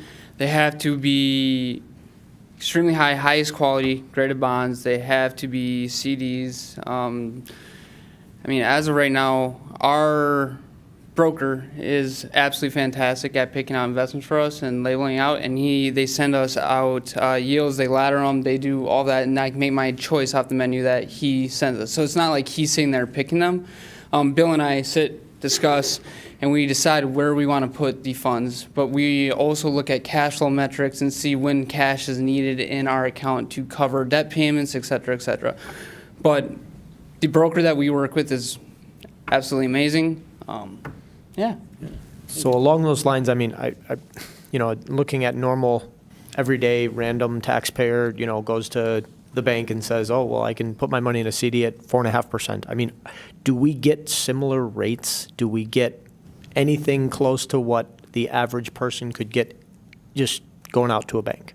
Or just, looking at a high yield savings account or whatever else? I mean, are we in the ballpark? Are we better? Are we worse? Like how? Because we are very limited, so. I think in most cases, we can get a little better because the volume that we put forward, we can put almost 250,000 into one CD, and we shop across the United States. It's not just here in Minnesota. It's not just local. It's they bid back to us of what their rates are, and then we can pick the highest rates and pick our time frame, our terms. So basically, we tell them how much we want to invest. They go out, they get bids for us, they come back with those bids or those quotes, and then we invest from there. All right, Paul. Yeah, very good. Bill, you mentioned that the COVID funds have ended. Are there still ongoing expenses that are a result of COVID and trying to fill that learning gap that people talk about? Well, I'd say no. At least the supports that we put in place during the pandemic, all those supports that we put in place and we use those COVID dollars for, are gone. This last year in '24, there was a couple positions that we still use that money for, but now that money's gone and those positions are gone. Okay, so there isn't an ongoing expense? No. Okay, thank you. Well, there's not one that's like obvious like that, right? But obviously, all our, especially younger kids, but all our kids had to come back from stay at home, now come back into a school environment. And we did that hokey pokey for a while. Our staff had to come back and reintegrate. So those things, they're not as tactile in terms of it's that program or that thing. You have behavior challenges that you have to deal with to reintegrate our kids back into that brick and mortar scenario, as well as our staff. So they're not as clearly identifiable programmatically in terms of what the federal government provided for in that situation, but they still continue as we try to get ourselves back into a more normal operational tempo within our school system. Okay, thank you. Okay. Brian. Thank you.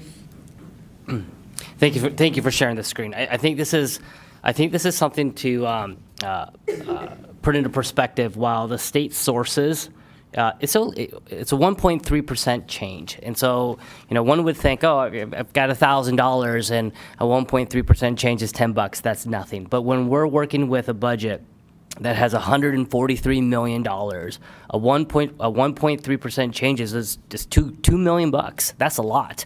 And when I look at, I think our 2024 budget, that was shared in July or June, we were projected to have only $3.6 million in our savings account or the unrestricted account. So when I see these kind of numbers, even a 2% change, that would decimate us. And so when we think about budgeting for the next cycle, 25 and 26, there aren't very many instances where we come back and it's like, oh, we made more money. It feels like it's always been, oh, we lost $2 million, or we projected 200 students less, and now we got to make that up.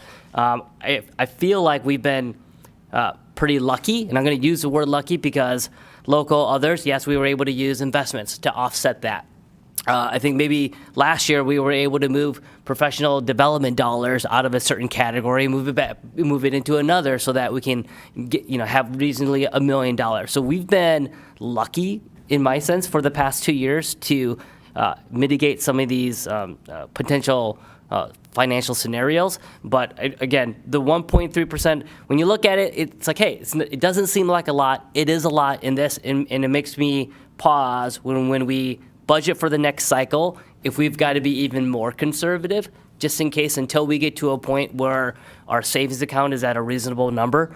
And I think the target is roughly 8 to 10% of your expenditure. So if you're spending $209 million a year, you ought to have roughly $15 to $20 million in your savings account. So, go ahead. Amber? This is related to that. Thanks, Brian. I agree that seeing like a $2 million adjustment in the budget is significant. Correct me if I'm wrong here, because you're the experts on the budget. But yes, there's a reduction in, let's say, $2 million in the budget, but this is based on per pupil, the per pupil model. And so we have less students than we thought, meaning our expenses are also less than we thought. And so in a way, like it's not a match perhaps, but that, and to some extent they'll even out. Is that true to some extent? Well, I'm going to tell you it's not true. Okay. Okay. Well, like we talked about earlier, once the school year starts and our staff is going and they're working, that expense stays. There's no way for us to slow it down, make it less. That expense is there. Yep. Okay. No, I agree. You know, when you talk about $2 million, that's a big number.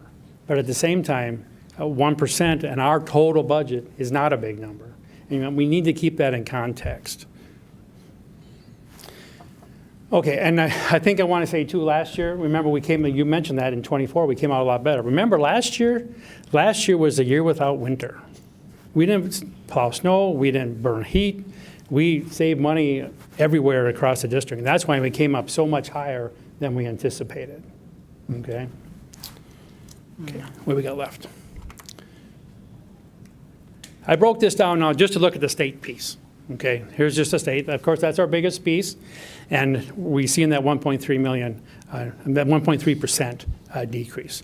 So you can see back to our enrollment change really was about a 1% enrollment change. So you see that's where the state funding actually is decreasing. But of course, because we are touching all of our revenues by the number of students that we have, that's why you're seeing the operating capital, the staff development, all lessen a little bit.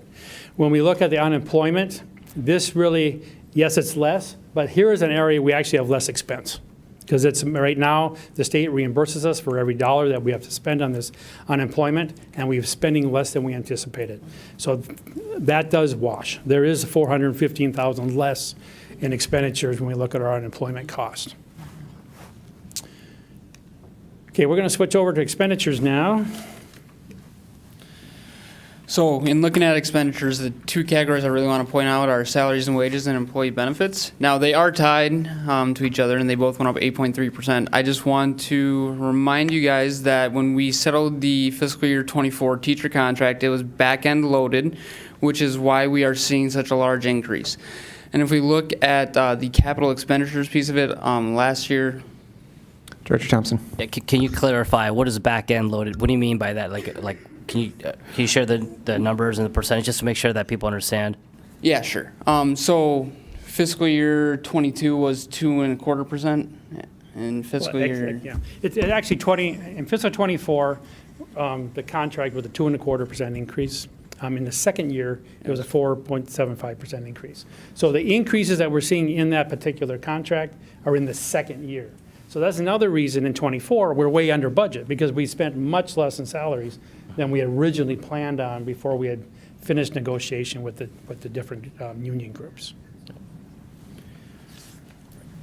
So if we look at capital expenditures, that's primarily due to the construction of Highview getting close to completion.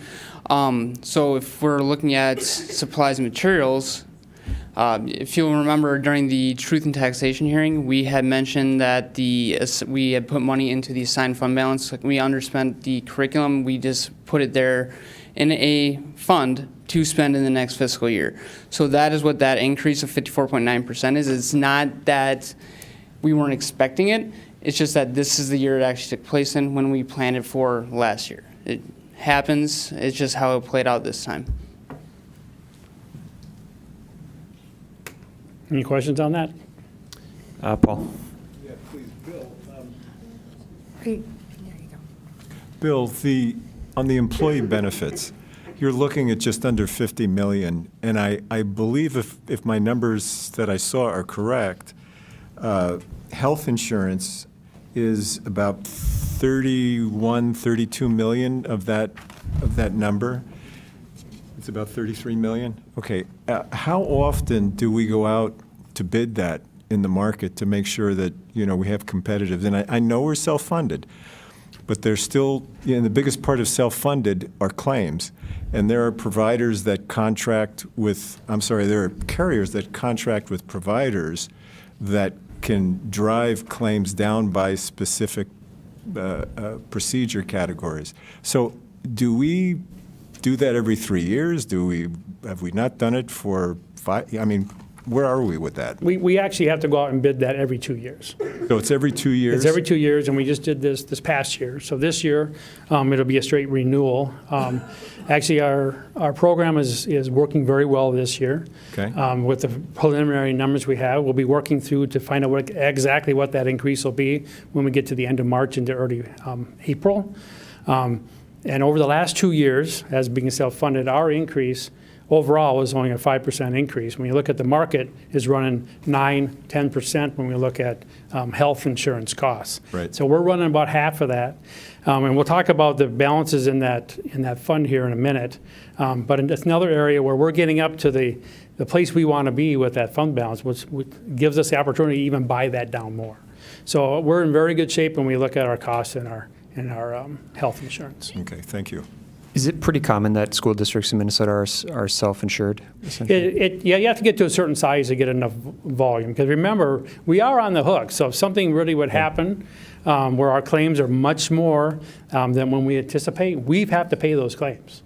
Because that's what happens. The premium comes to us, and we pay the claims, right? We work as the reinsurance? insurance company. Do we have reinsurance at a Yes, we have a certain cap? reinsurance. So if we have a really high claimant, we get to that $250,000 mark, that's covered. So we don't have to worry about those huge claimants coming back against us. So that's our stop loss, and that's where our liability stops. Director Thompson. Hey, I appreciate this slide. I think when we think about the expenditures of our school district, the money that we get for our state taxes and property taxes for a community, we're spending about $204 million to educate our students here. And of that $204 million, about $150 million of it is staff. That's we're spending as much as we can, is what 75% is what we're spending right now on teachers, on custodial, administration, specialists, you name it. So to me, again, like you shared earlier, we are in the service business, and so you're going to have a high number allocated towards out of your budget for that respective space. The purchase services where it's $30 million, can you explain what is that? What makes up that purchase services, just so that I understand again? Yeah, anytime we're buying any type of service from someone else. Now, a good example is this year we've had a harder time filling some of our special ed positions, right? So we have contractors that we've hired to fill some of those positions, and that fits in the purchase services category. That's why you're seeing a little higher increase there at 16%. But it's also, when we look at any of our maintenance costs where we have contractors coming in, putting a new roof on one of our buildings, okay, that's purchase service. Okay, anytime that we're bringing someone in to do work for us, that's where it fits. Brett?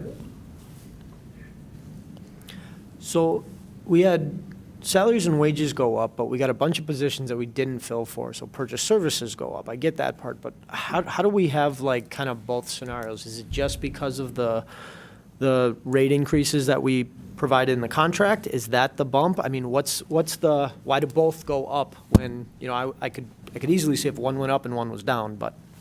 Remember, we just put a new building online. So we have several positions that we didn't have last year. So we have increased, besides the increased, wages, we have increased staff. And there's quite a few staff over at the new building, which we covered again with the new operating levy. Okay. We're going to switch over, what have we got left? Oh, we get to talk about fund balances now. Well, this kind of gives us a good picture when we look at what's happening with our fund balances. Of course, here's the last 6 years, and you can see where we were getting pretty low in our fund balance, but we're expecting now in fiscal 25 in our unassigned balance to move from $7 million to almost $13 million. So that's the good news for the evening. What that moves is, yeah. So I know last fall we talked about that what we anticipated about a 5.3% increase over, and we talked about the reasons. And again, anything that we've put in conservative, we're coming in under, and it's just a great news. So now we're looking at a 6.3% at the end of this particular year, and it does push us up above the current board policy at 5%. Brett? So what kind of things can we put in place to sort of not touch that? Like, how can we assure that not only can we keep that, but we can kind of continue to grow that for a little bit? I'll answer that. It's on me. That will be managed, and it will go up. The method is repetitive and iterative budget review and fiscal, let's say, conservatism, tight with that, so that, and all the internal control measures that walk us through the year, to Director Thompson's statements around this issue. It's doing that in progress review. So there's an internal dimension, which is, I don't know, Bill, probably daily. And then there's the, let's report out to the board on a more cyclic basis so you can see that and watch that along with us. Can you go back to that previous slide? Thank you. Hey, good job. This is great to hear. I mean, I've been here just for 2 years, and we went through the 23 where we only had, I think at the time, projected $211,000 in our savings account in the unassigned balance, and we were able to you were able to reallocate some funding over to get us to about 1.2. Thank goodness we didn't have a lot of snow in 24, so that got us closer to 6.9. But due to the conservative estimating, cost savings, to get us closer to $13 million, like, that's fantastic. I mean, I was anticipating that it would be. I think maybe even 6 months ago we were anticipating that this is going to be a 5 to 8 year journey to get us back to where we needed to be, at least to be at a more comfortable level. I'm not saying that this is where we need to be. Now, I prefer to be in the $15 to $20 million, and while Apple Valley, Rosemont, Egan, they're a much bigger district, and they've got $64 million in their unassigned account. If we can get to closer to 15 to 20, but this makes me feel that we can entertain conversations potentially around, are there services that we might be able to bring back and be thoughtful around that, and knowing that we aren't needing to save as much as possible. I know that 2 years ago there was a discontinuation of digital media specialists. I know that there was a discontinuation of French. I know that we couldn't have refrigerators in our or a lamp at our desk, and so there were things that need to be discussed. But because at that time, while we cut those services, those that are impacted are the students that are still in our buildings, and so they're missing out on what other students had. And so there's an opportunity for us to talk through that.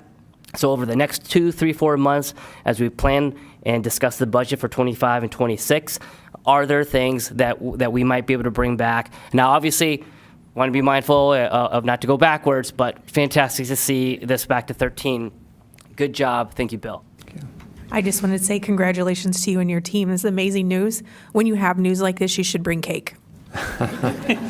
Well, we did have a little happy dance. So. I thought she's going to cake because it's going into what's next. Bill, you were here through it all. So as someone who wasn't paying as close of attention, 3, 4 years ago, what changes were made to kind of change the trajectory of where we are? Okay. Well, I guess first I want to just touch on base. Why was it going down? Because there still seems to be some confusion out there, and it really goes back. It goes back to that pandemic, and we had to add many services to support our students, because before the pandemic we were already on a downward trajectory, I guess to say, where we were overspending our budget about $4 million on a yearly basis, and that was going on for a while. Right. So when that happened, it got worse.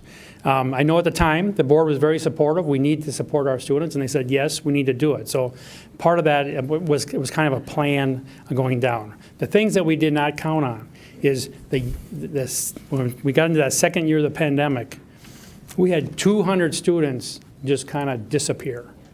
So that was a $2 million hit that we did not know. And we talked about that earlier tonight, of talking about what happens if enrollment goes down. It's a good example, because that $2 million just went away, and we had no way to cover that cost. So when in 23, we were over budget, quite a bit, and we had to make those changes. So that's the year that we made some cuts, and we cut $7 million at the time in order to turn this and get back to where we needed to be. But there was definitely a lot of expenditures that were more than we would have done on a regular basis if the pandemic hadn't been here. And I think it's important to understand that it wasn't just all of a sudden the money's gone. There was a reason that it happened. Okay. Again, I just want to touch on these buckets, because I'm going to have Jack go into now some of our other buckets and talk briefly about where those fund balances, where we expect them to be at the end of this year. So appropriate timing to bring up cake, because we're going to talk student nutrition here. So one thing that you'll notice is that in fiscal year 25, the fund balance for food service is down substantially, at least in terms on a percentage basis. Now this is intentional, because starting in fiscal year 27, currently the state has it where you can have 6 months of your average expenditures for the year in your fund balance. It used to be 3 months, and they are reverting back to 3 months starting fiscal year 27. So if we were to end the year, as this picture states, we would still have to spend down $400,000 in order to be at that 3-month level. So one thing that we've done this year is we have purchased, the state has allowed us to make furniture purchases with food service dollars. So we've purchased a substantial amount of lunch tables to the tune of $400,000. Director Thompson.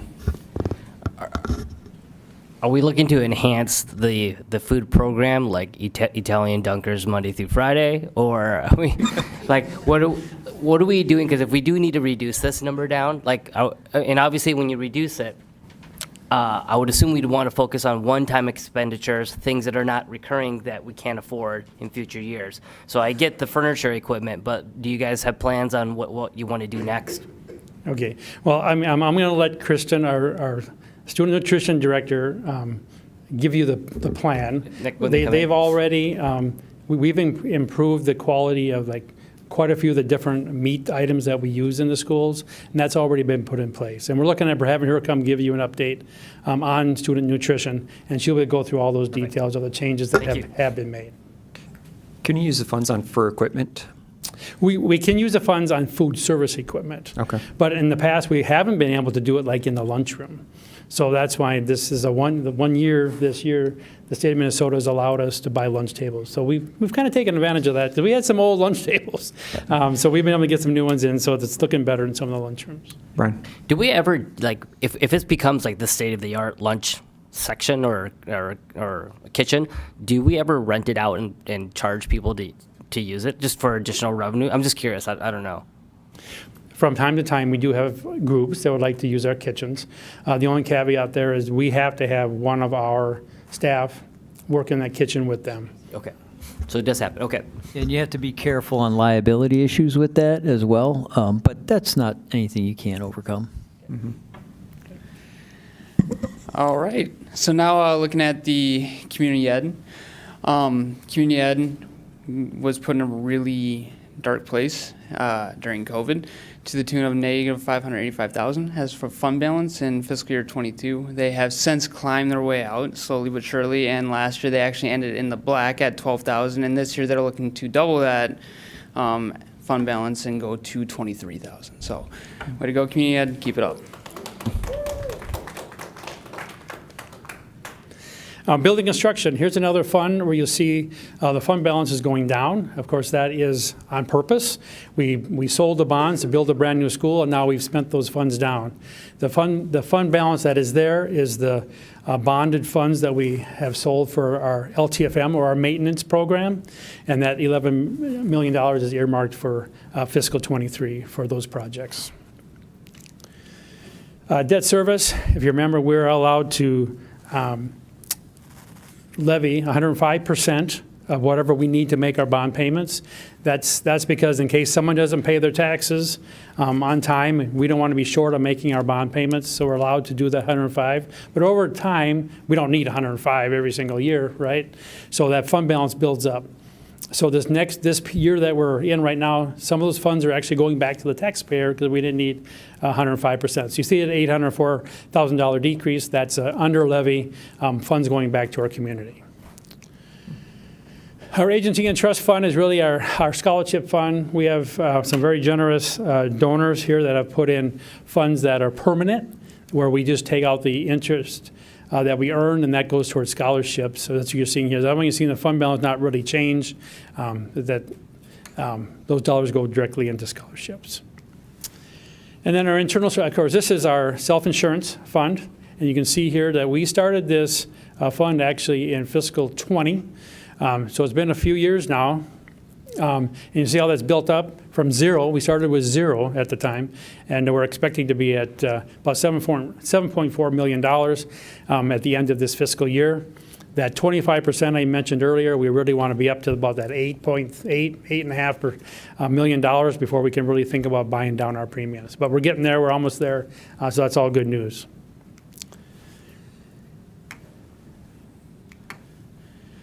Now here's just a kind of a snapshot of all of our funds put together, so you can see overall in fiscal '25, general fund of course is the biggest there at $209 million, but overall revenue about $285 million for the year, with expenditures coming in at $291. And we talked about the reasons why that's a little higher, like for example, spending down the building fund and so forth. So, but at the end of this year, we look at a total fund balance within all our funds about $50 million. Brett? So you mentioned just, what did you say you said the building construction fund was earmarked for fiscal year '23 dollars?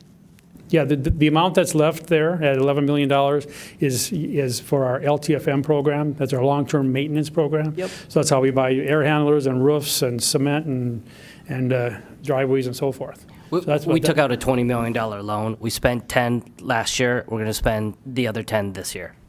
Okay, thank you. Ish. So we're. Yeah, it's about $11 million. Yeah. So just in summary this evening, the overall financial health of the school district has improved. Our general fund unassigned fund balance is projected to be increased to 6.3% of general fund expenditures. And again, the unassigned general fund balance is projected to be above the school board, at least the current school board policy of 5%. And then just to reiterate, the student nutrition balance needs to decrease to 3 months of yearly expenditures by the time we get to fiscal '27. And that's requirements of MDE. So with that said, is there any more questions? Brett? So overall, I mean, you're saying financial health of the school district is good at this point in time, correct? Yes. Yes, okay. Looking ahead, looking at the next year, 2 years down the road kind of thing, do you anticipate any reason where we need to maybe start thinking now in terms of should we be making cuts anywhere? Do you anticipate that today? As of today, I do not anticipate that. We have to watch, like I say, we have to watch very closely our enrollment. Well, let me and what's interrupt happening. that. So the answer to the question is it's a little more nuanced than that. If we are operating cross subsidies from one program to another, your guidance to me is to be fiscally responsible. So we should not be doing that, with the one exception, which is clearly identified as special education. We have mandates there, but if we don't have mandates, we ought not be doing that. Or at least an assessment, a thorough assessment needs to be done.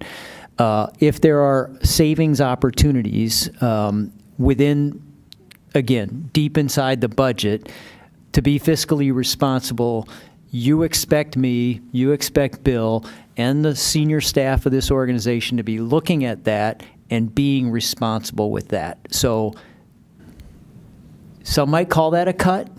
I don't call it a cut. I call it a keeping the reasonableness and the support, putting our kids first all the time. And that's not just a mantra, that's a real thing. Yep. Okay?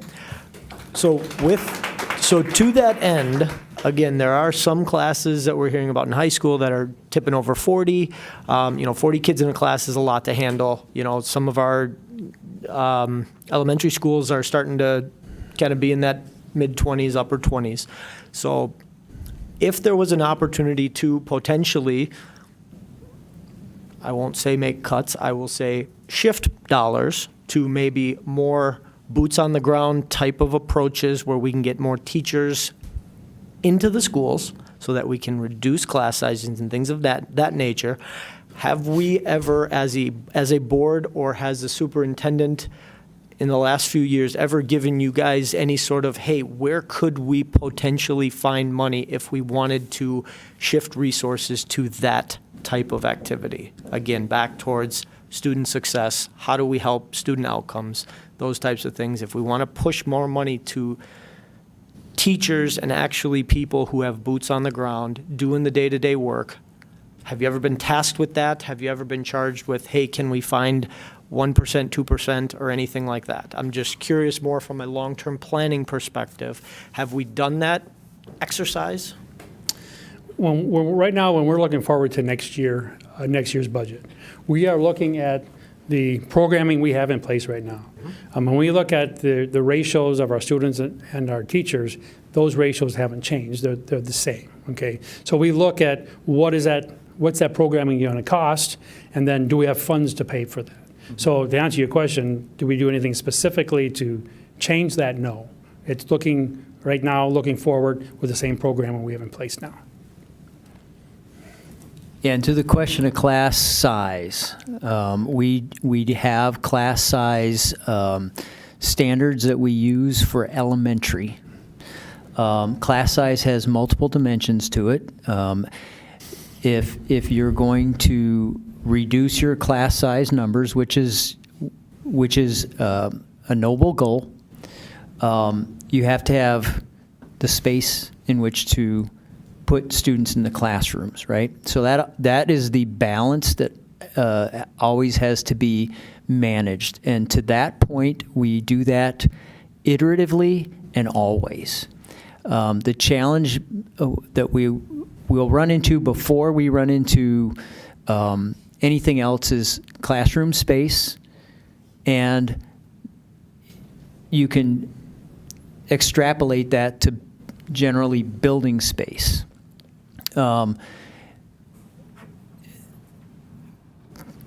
Putting additions in place to accommodate that in a building has a financial component to it that could be levy-driven. If you're building a new school, you have to fill it. And then if you're in the elementary area, or I will even say the middle school area, you're creating significant emotional event within your community with moving students with boundary shifts. So, and this district's gone through all of that recently. I know in the 90s it went through it a lot. It was almost routine. So there's so many dimensions to that you have to be cognizant of. So we do prioritize that, but within the means in which we have the financial capacity to do that, class size is a priority every single budget cycle. Director Thompson. Mr. Nicholson, I think you are. I like where you're heading, because I think it's an opportunity for us to maybe not assess, but to better understand what do we have existing today that is meeting requirements, but also things that might be a +1 that are nice to haves. And then those nice to haves might be, are they still a high priority nice to haves? And is there an opportunity as a board to think through, okay, what is the next level of nice to haves that we may want to bring in that we don't have? Like, for example, I went to the Step Into the Future thing. That was awesome. Like, it was a huge airport hangar, and they had a variety of different things. So I think Mrs. Hicks or whoever it was that led that effort, fantastic. But do we want to talk about class sizes? Do we want to talk about enhanced curriculum that might be more trade specific, from cosmetology to electricians to plumbers? Or do we need to increase early childhood care or help establish a mentorship program that may not be efficiently here yet? So that is a conversation we'll probably need to go through. That might take a little bit longer of a working session, but understanding what we have today, validating this is the minimum, and we agree that this is the basics. What are the existing plus ones we have, and what are the new plus ones we ought to be thinking for the next generation of our students? And again, for another time.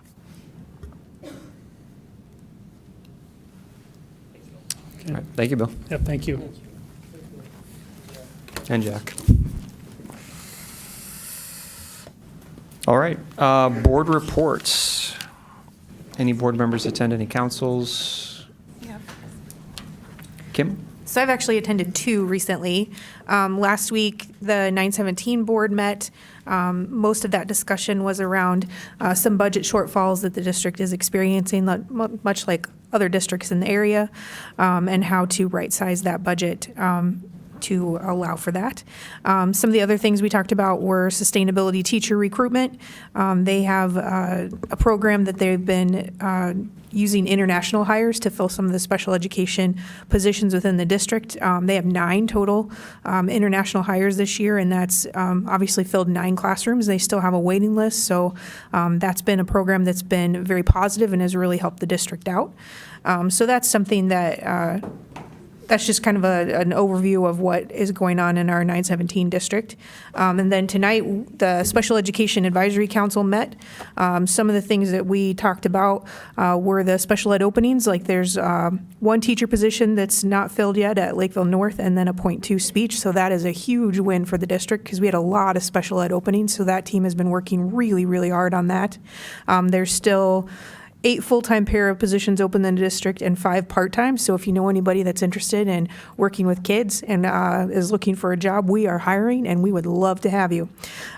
We also talked a little bit about staffing updates for next year, how many students we have currently in special education. And then we did talk extensively about 917, what that is, the purpose of that intermediate district, just to provide some parent education. So it was a great meeting. I thought we had some really good discussion, and I think we're in a good spot with hiring for special ed in the district, and yeah, I was really excited to hear that. Thanks, Kim. Anyone else? Amber?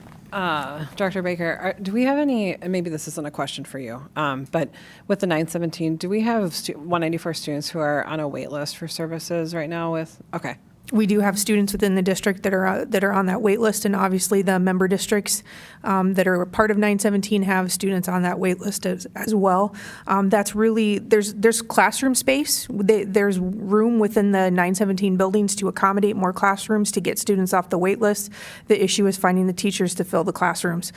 Some of that comes down to just our colleges within the state of Minnesota and the programs that they're offering. For example, the blind visually impaired is a need that we've tried to fill within the state. We have no colleges within the state offering that program anymore. So the closest one I want to say is like in one of the Dakotas. I think it's like North Dakota. It's a far drive. So we don't have any of our colleges in the state providing that program. So we don't have any way to educate teachers to take that, which is where some of those international students or international hires have helped fill some of those needs as well.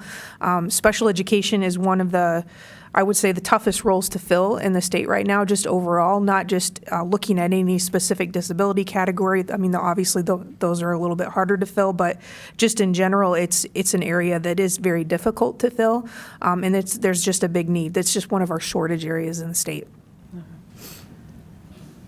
Amber? Thank you for that. Before this meeting, I was able to go to the Blazing Cats floor hockey game at McGuire Middle School, and it was a tough loss against New Prague. But I think sometimes we celebrate the wins when teams do really well, win state tournaments, right?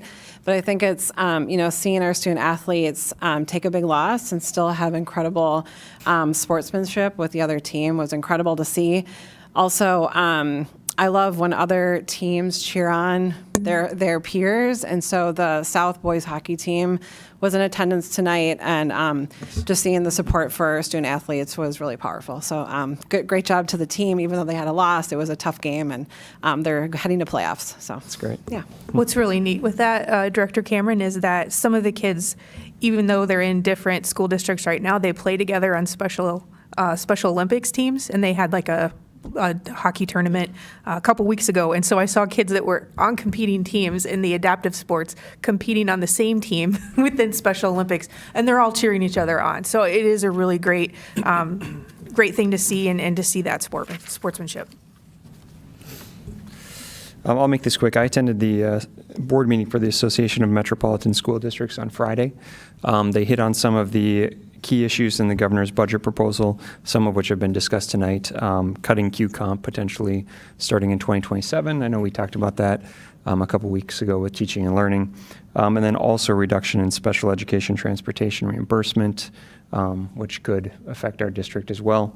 Obviously, this is all just proposals at this point, so we'll see where it goes. The other issue that was interesting that they talked about was the St. Cloud School District is using AI and running a pilot program as far as using it as a tool for the teachers to help differentiate within the classroom. And it's still somewhat in its infancy, but it was interesting to hear some of the feedback and just realize that that is going to be an opportunity. They're jumping on early, obviously, and hopefully we'll get some feedback and see how it can be most effectively used, but something the board might want to discuss for the future of our district as well. So. If there are no other board reports, move on to the superintendent's report. My report is, I see a lot of people who want to address this board, so I'm gonna maybe amp that up a little bit and pass on any reporting. Sounds good. We'll get over to public comment. I'm going to read our little instructions here. So we are going to open up the floor for 30 minutes to allow the public to address the board with comments and concerns. To participate in public comment, individuals must have registered in advance using the form provided on the website. You have to do that by noon on the Monday before the scheduled public comment section. There will be no board response during the session. Public comments framed as complaints and/or concerns about the students or staff are not appropriate in a public forum due to data privacy laws. These comments should be addressed to the administration outside of a public meeting. Likewise, complaints about school board members should be privately directed to the board chair and/or the superintendent. No formal action will be taken on a topic presented during public comment. As needed, the administration will follow up with the appropriate personnel on any concerns that need to be individually addressed. Also, if necessary, the board will follow up during board communications at the next regularly scheduled board meeting. Individual remarks are limited to 3 minutes. The board will provide a signal or notice when there are 30 seconds left remaining in your time. And please try to keep the audience noise to a minimum to allow everyone the opportunity to speak uninterrupted. There is no random necessarily draw today because there are only 9 people signed up, so we'll call the names. Director Baker will let you know when you have 30 seconds left, and then, yeah. So we are going to start with Lori L.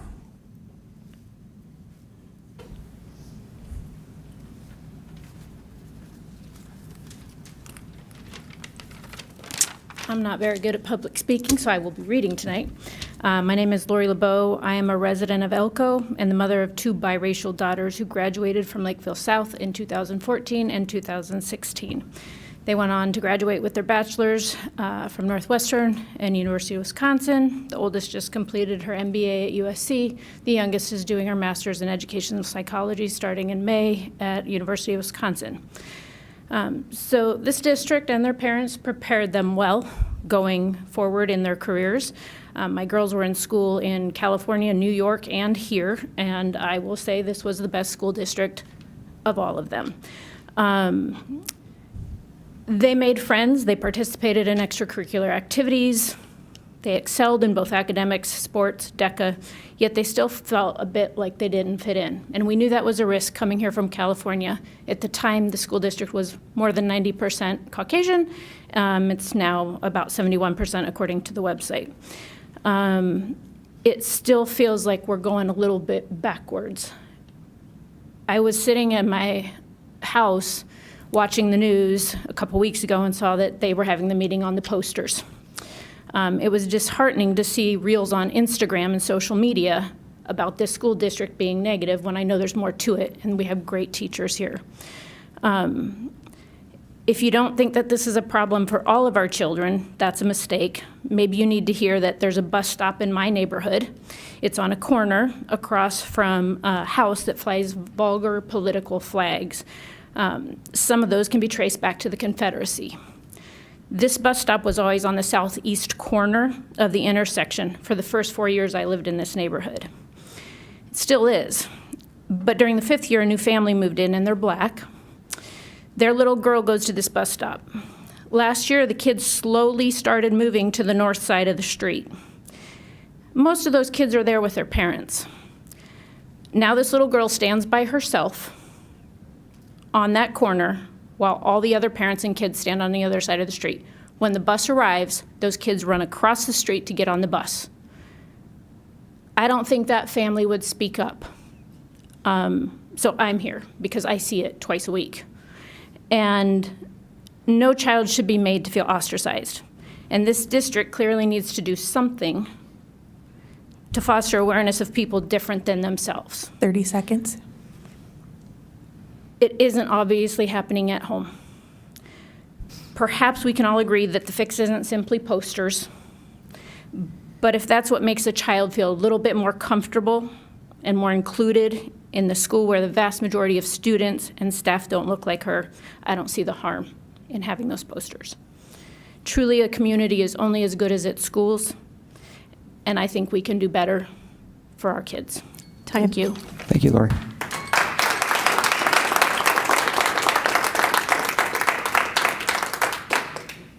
Caitlin O. Caitlin.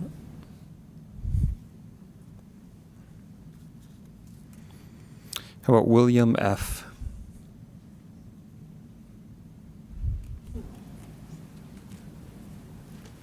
Hello. Thank you for having me. My name's Bill Fink. My son's name is Liam. He goes to Lakeville Online Academy. Now, I recently heard that you guys are thinking about shutting Lakeville Online Academy down, and I want to give you some context. My son is autistic, he has dyslexia, and he's ADHD. Now, we tried in person, we tried center-based, we've tried District 196 online, and I'm telling you, the Lakeville Online Academy is the best thing ever. My son is in 4th grade and he's testing out at 5th and 6th grade in math. He is above grade level at reading and writing. This program is amazing. Now, I know the numbers are dwindling and that could be an issue. However, the way I see it is every time I go to Facebook, I go to any social media, I'm seeing Eden Prairie, I'm seeing advertisements, I'm seeing all the other online schools. No one knows we exist. However, we were one of the first ones before the pandemic. Like, Lakeville Online Academy is wonderful. And not only is it worked for my son, and I know you guys might not know how each day works. We do an hour meeting, and then the learning coach, me, I sit next to my son one-on-one. I can go to the teacher's office hours and get help if I need it. Sometimes things are too easy. Sometimes things are too hard. And we get assistance for each kid. And the math my son is working on, some of the other kids are not working on that because he's advanced. So he's able to get some things that are custom for him. And he also is in special education, which is great. But the special education is only 20 minutes a day. It really doesn't help that much. But what does help is that he's able to have someone sit next to him 5 hours a day. And then that teacher 1 hour a day. Now, I heard you say earlier that you put the kids first. If you remove this program, it's not putting the kids first because there's some kids that need this type of program. 30 seconds. It really helps my son. And by the way, like the lady before me talking about issues in public school, Lakeville Online Academy, we don't run into any bullying. It's not an issue. They learn about different religions. If someone's celebrating something, they're all loved. These kids are taught right. And I wish more kids got to see stuff like this because it's a great program. And I'm just begging you not to take it away. It's time. Thank you. Thanks, Bill. Thank you.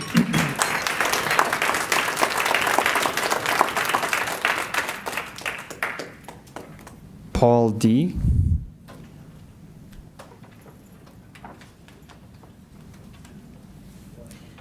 Hi, Board. My name is Carrie Sauber. I am the second and third grade teacher at Lakeville Online Academy. Paul D. had to leave. He has a toddler and a 9-year-old, and he sent me his speech. Would it be okay if I read it on his behalf this evening? Yeah. Thank you very much. I only did this twice over, so bear with me. Thank you again for your time this evening. Hello, my name is Paul Dion Irene, and my daughter Savannah is enrolled in the online program at Lakeville Academy Elementary. This is Savannah's second year in the program, coming from District 196 online before arriving here at Lakeville Online Academy. Our daughter will be in the 5th grade next year, and it's a huge change to have her make for just 1 year and her last year in elementary school. She already made the change here 2 years ago. Our family loves the online program. It also makes my wife and I as parents more involved with our daughter's education, as we are her learning coaches and assist her as needed. We don't just drop her off at school and pick her up and let her do her homework at night. It makes us, and I'm sure other parents, more actively involved with their children's education, which is great. Savannah loves both of her teachers, Greta and Carrie, and they always support her with anything as needed. They are so loving and kind and make sure Savannah and her classmates are listening, learning, and also having fun. Both teachers schedule time to help Savannah and other classmates as needed to make sure they understand the kind of assignment and are truly amazing. All families are different in such great ways, and it's so nice to have a local teacher in the same area we live in and teach our children virtually. My wife was speaking with Greta, and my wife went to Eastview, and so did Greta's children. Being local is so amazing. It's flexible towards our family's needs, which is a nice to have these days, to have the alternative learning program for students that need it. Savannah has been learning online and has been learning great online, and not all students learn best in the classroom. Times have changed, and so many of us work remote, and it's nice to have this option, and it's nice for her to learn how to learn at this option, with this option. All parents want is what works best for their children and to set them up for success for the future and to be educated in the best way that as each student learns best. If there isn't many students enrolled in the program, maybe we should make more efforts to do so with advertising. I'm not sure how many parents are even aware of this program.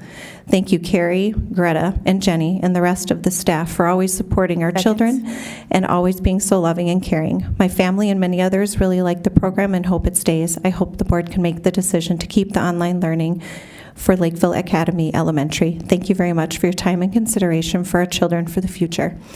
We do have our in-person event at Bogart's Apple Valley. It's our Valentine and bowling. So 12:30 tomorrow if you'd like to join and see us all. Thanks. Thank you.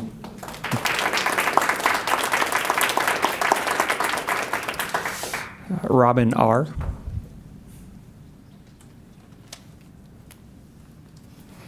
Hi, my name is Robin Richards, and I'm here this evening to address serious concerns regarding the recent decision to remove the inclusive poster series to be replaced with a new initiative. First, let me clarify that moving forward, we should all refer to the posters as signs as they are solid district-branded signs that are strategically placed in 3,000 locations throughout our schools.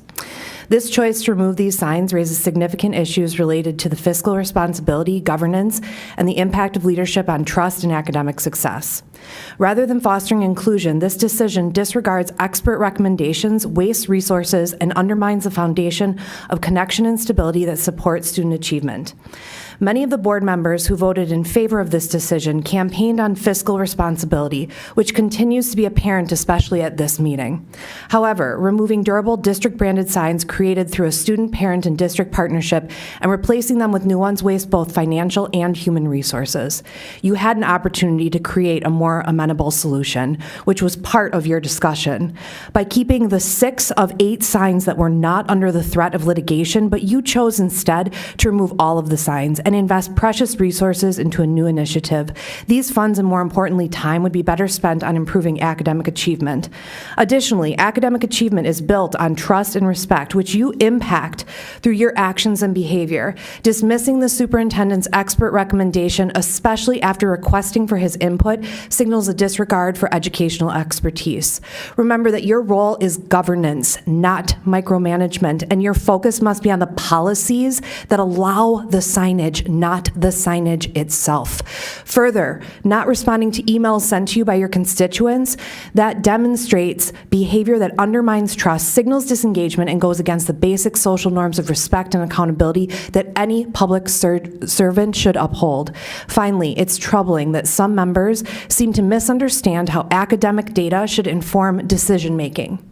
MCA scores provide a snapshot, but true value lies in longitudinal analysis or data segmentation within a district. Comparing our district to others with MCA data is misleading and short-sighted. We must focus on research-backed strategies and data that reflects all students, particularly those at risk. Fortunately, we have many experts in this work on the board and employed within our district. Let's utilize them and listen to them. Given these concerns, I formally request 2 items. 1, public disclosure of the financial cost of this decision, including removal, redesign, and installation of the new signs. Taxpayers deserve transparency. 2, that you focus on your role of governance versus management. There is still hope. The most impactful leaders are those willing to learn, admit when they're wrong, and seek middle ground. I have faith in each and every one of you that you will learn and grow as a board, and through that growth, I know you will bring great benefit to our entire community. Thank you. Thank you.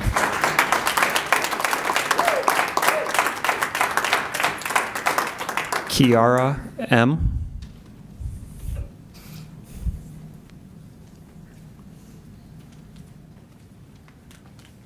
Hi, it's my first board meeting, so I'm also trying not to cry. So I'm here as a parent of that little girl sitting on her teacher's lap. Here we go. It's our first year with Lakeville Online Academy. We transferred in from, well, Macy transferred in. My youngest one is in kindergarten. It's her first year in the district. But we transferred in from a different program where I watched Macy, my daughter, who is 9, almost 10, struggle. And she has ADHD, and she started kindergarten during COVID, and all of these things are difficult, you know.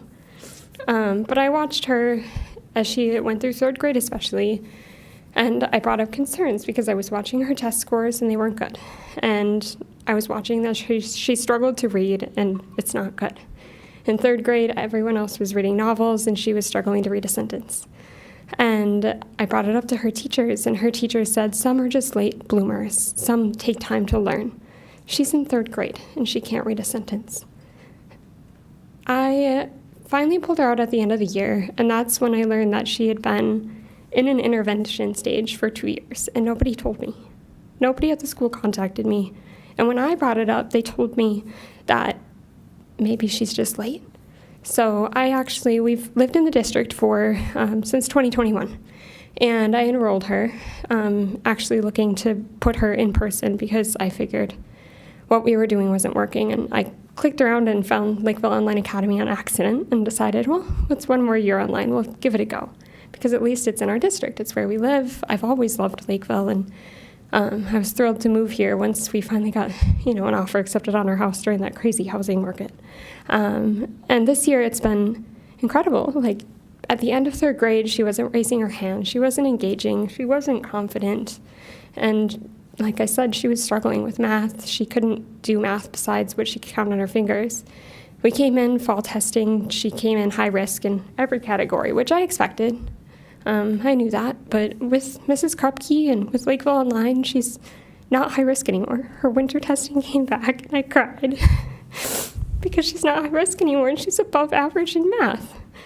In just that short time period, because of these teachers in this program, she has ADHD, and she's able to move around and wiggle. She'll stand at the counter to do her classes, and it doesn't distract anybody around her. That's what she needs, because she's just a little bit different. 30 seconds. Doesn't mean she's bad at what she does. And Sutton, she learns self-discipline. She's able to manage her own routine. She knows what to promote and when. And since I only have a few seconds left, I just want to get to, I don't think that the lack of enrollment is due to a lack of need. I've lived in this district for 4 years, and I didn't know this was here until this year. I think there's more kids like my kids, like Bill, like he shared, like Savannah, who is here. They need this program. It's just that we need to do something to make them aware of it in Lakeville and in Minnesota. Thank you. Thank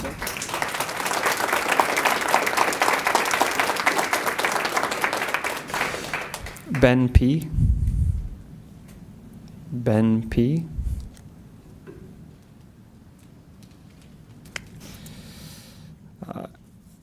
Karen M.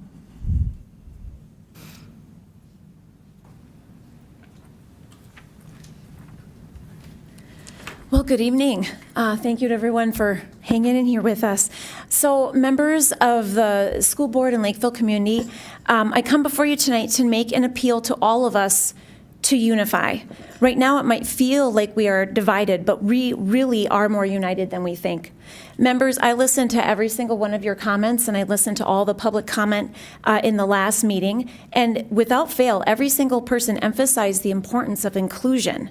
Each of us is motivated to be here and engage because of the inherent value of every student and the desire to see them succeed. Yet, our community is divided. Members are being hostile towards one another over pieces of paper on our walls. And there are parents, students, and teachers in our community who are afraid to speak up. So why is this? It's because some of these posters say words which convey messages which are actually exclusive and discriminatory. In 2021, when the former school board created this poster series, it included 2 posters which say Black Lives Matters, along with the statement of solidarity. Quote, "We stand with the social justice movement this statement represents," end quote. At the same time, citizens requested additional messages to be included, such as All Lives Matters and Blue Lives Matter, but the school board at the time denied these requests.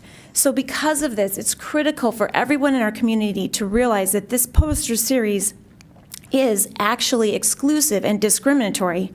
The Eighth Circuit Court ruled that the former school board engaged in viewpoint discrimination and violated free speech. Their actions also violated our own school district policy 535, which states that the schools are to remain politically neutral and cannot promote one message above another. So tonight, I want to thank you, members of the school board, for making a hard decision, a right decision, to remove this discriminatory poster series. Your vote in no way was a vote against inclusion. It was a vote to bring our district back into alignment with our own policy of neutrality and the ruling of the Eighth Circuit Court. Your decision has given our schools and our community a gift of a fresh start, a blank slate upon which we can forge a new, united path forward, centered on values that we all share. The true inclusion of every student, fostering each one's unique ability to learn and achieve academically, and embracing all the ideas and possibilities that they will create. Just think of the potential. Thank you very much. Thank you.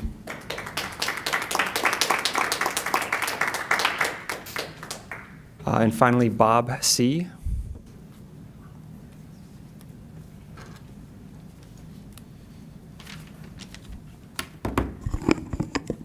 Hello, board.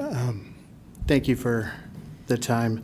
First, I'd like to say, as a Native American, it's kind of cool to see more focus on Native American history. But the sad part about it is many of us don't want to identify as Native Americans because we don't trust the government. And you take us off your flags and get rid of sports teams with our mascots on it. So, we just don't trust you. But at the beginning, I'm going to get back to what I wanted to say here. My beautiful wife and I stood up for all life because as a Native American, every life and all life is sacred. So we believe that every life matters and every one of our children is a blessing from God. So I wanted to encourage you for your to stand up firmly to remove the so-called inclusionary poster series. I want to encourage you and thank you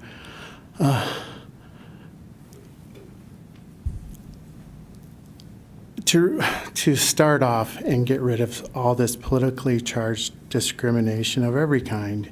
DEI is being eliminated everywhere because it's discriminatory and it's not inclusion. Inclusion is the act of including, the state of being included. But when you hear quotes like this, you're not welcome. I couldn't care less if you are a minority or disabled. You're a poor victim. Shame on you, crawl back in your hole. Where do your kids go to school? None of that's inclusionary, and it has no place in our schools. Please enforce Policy 535 and keep political activism out of our classrooms and maintain neutrality. Discriminating or alienating anybody in our community is not neutral. Please enforce Policy 514 because of the bullying, and protect everyone. The bullying, threats, and intimidation of anyone in our community with different constitutionally protected viewpoints cannot continue. Please enforce Policy 413 of 30 harassment seconds. and violence. Nobody on the board or parents or staff should be harassed. It shouldn't be tolerated. And finally, stop using our children for public use to push political activism or discrimination of any kind. As parents, let's lead by example and love our neighbors as ourselves. God bless you all. Thank you. Thank you.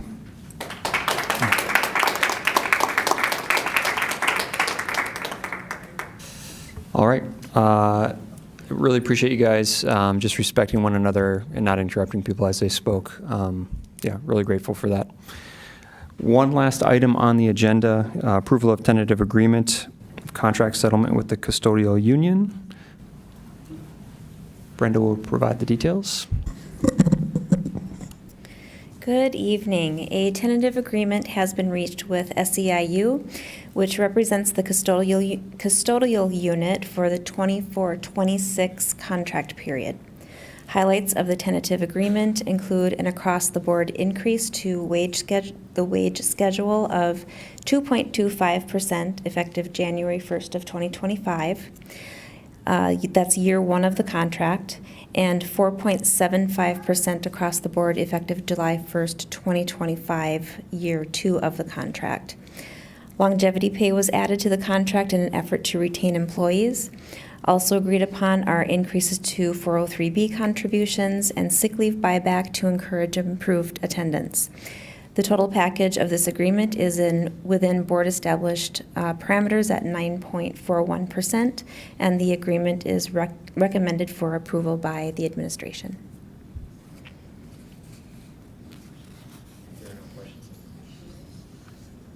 Brian. Two questions. Can you provide some clarity, not clarity, but additional information? How does this compare to the other ones that we had? I think that we signed one approved one a few months back. And then the second question that I have was, just to confirm, this was approved by the custodial unit, so all members had to choose, and they had to vote, and they approved yes to move forward, and so they are in favor of this agreement. Yes, it was ratified by the union. And the total package is, I try to get those in as tightly compared as possible with all of our groups. So it would be comparable with all the other groups that have settled. Brenda, when did the process start, the negotiation process start on this contract? Was it October? No. Yeah, no, it was earlier. It was probably early fall, I think. Yep, September, I think. Okay. And so the settlement fits within the parameters set by the prior board? Exactly. Or the board at that Yep, time? right. I would move to approve the settlement. Is there a second? Seconded by Director Cameron. Is there any discussion on the motion? Brian? Just I want to acknowledge and thank this group, because the contract is pretty much for 2020 through the end of this year, right? No, it's through 2026. Oh, 2026. Yep, Okay, it's an never mind. off-cycle. We have It's two an off-cycle. off-cycle contracts. This is one of them. Thank you. Any other discussion? All in favor of approving the contract, say aye. Aye. Aye. Motion passes. Thank you. Thank you, Brenda. I'll entertain a motion to adjourn. Motion to adjourn? Moved by Director Nicholson. Is there a second? I'll second. All right. Seconded by Kim Baker. All in favor, say aye. Aye. We are adjourned.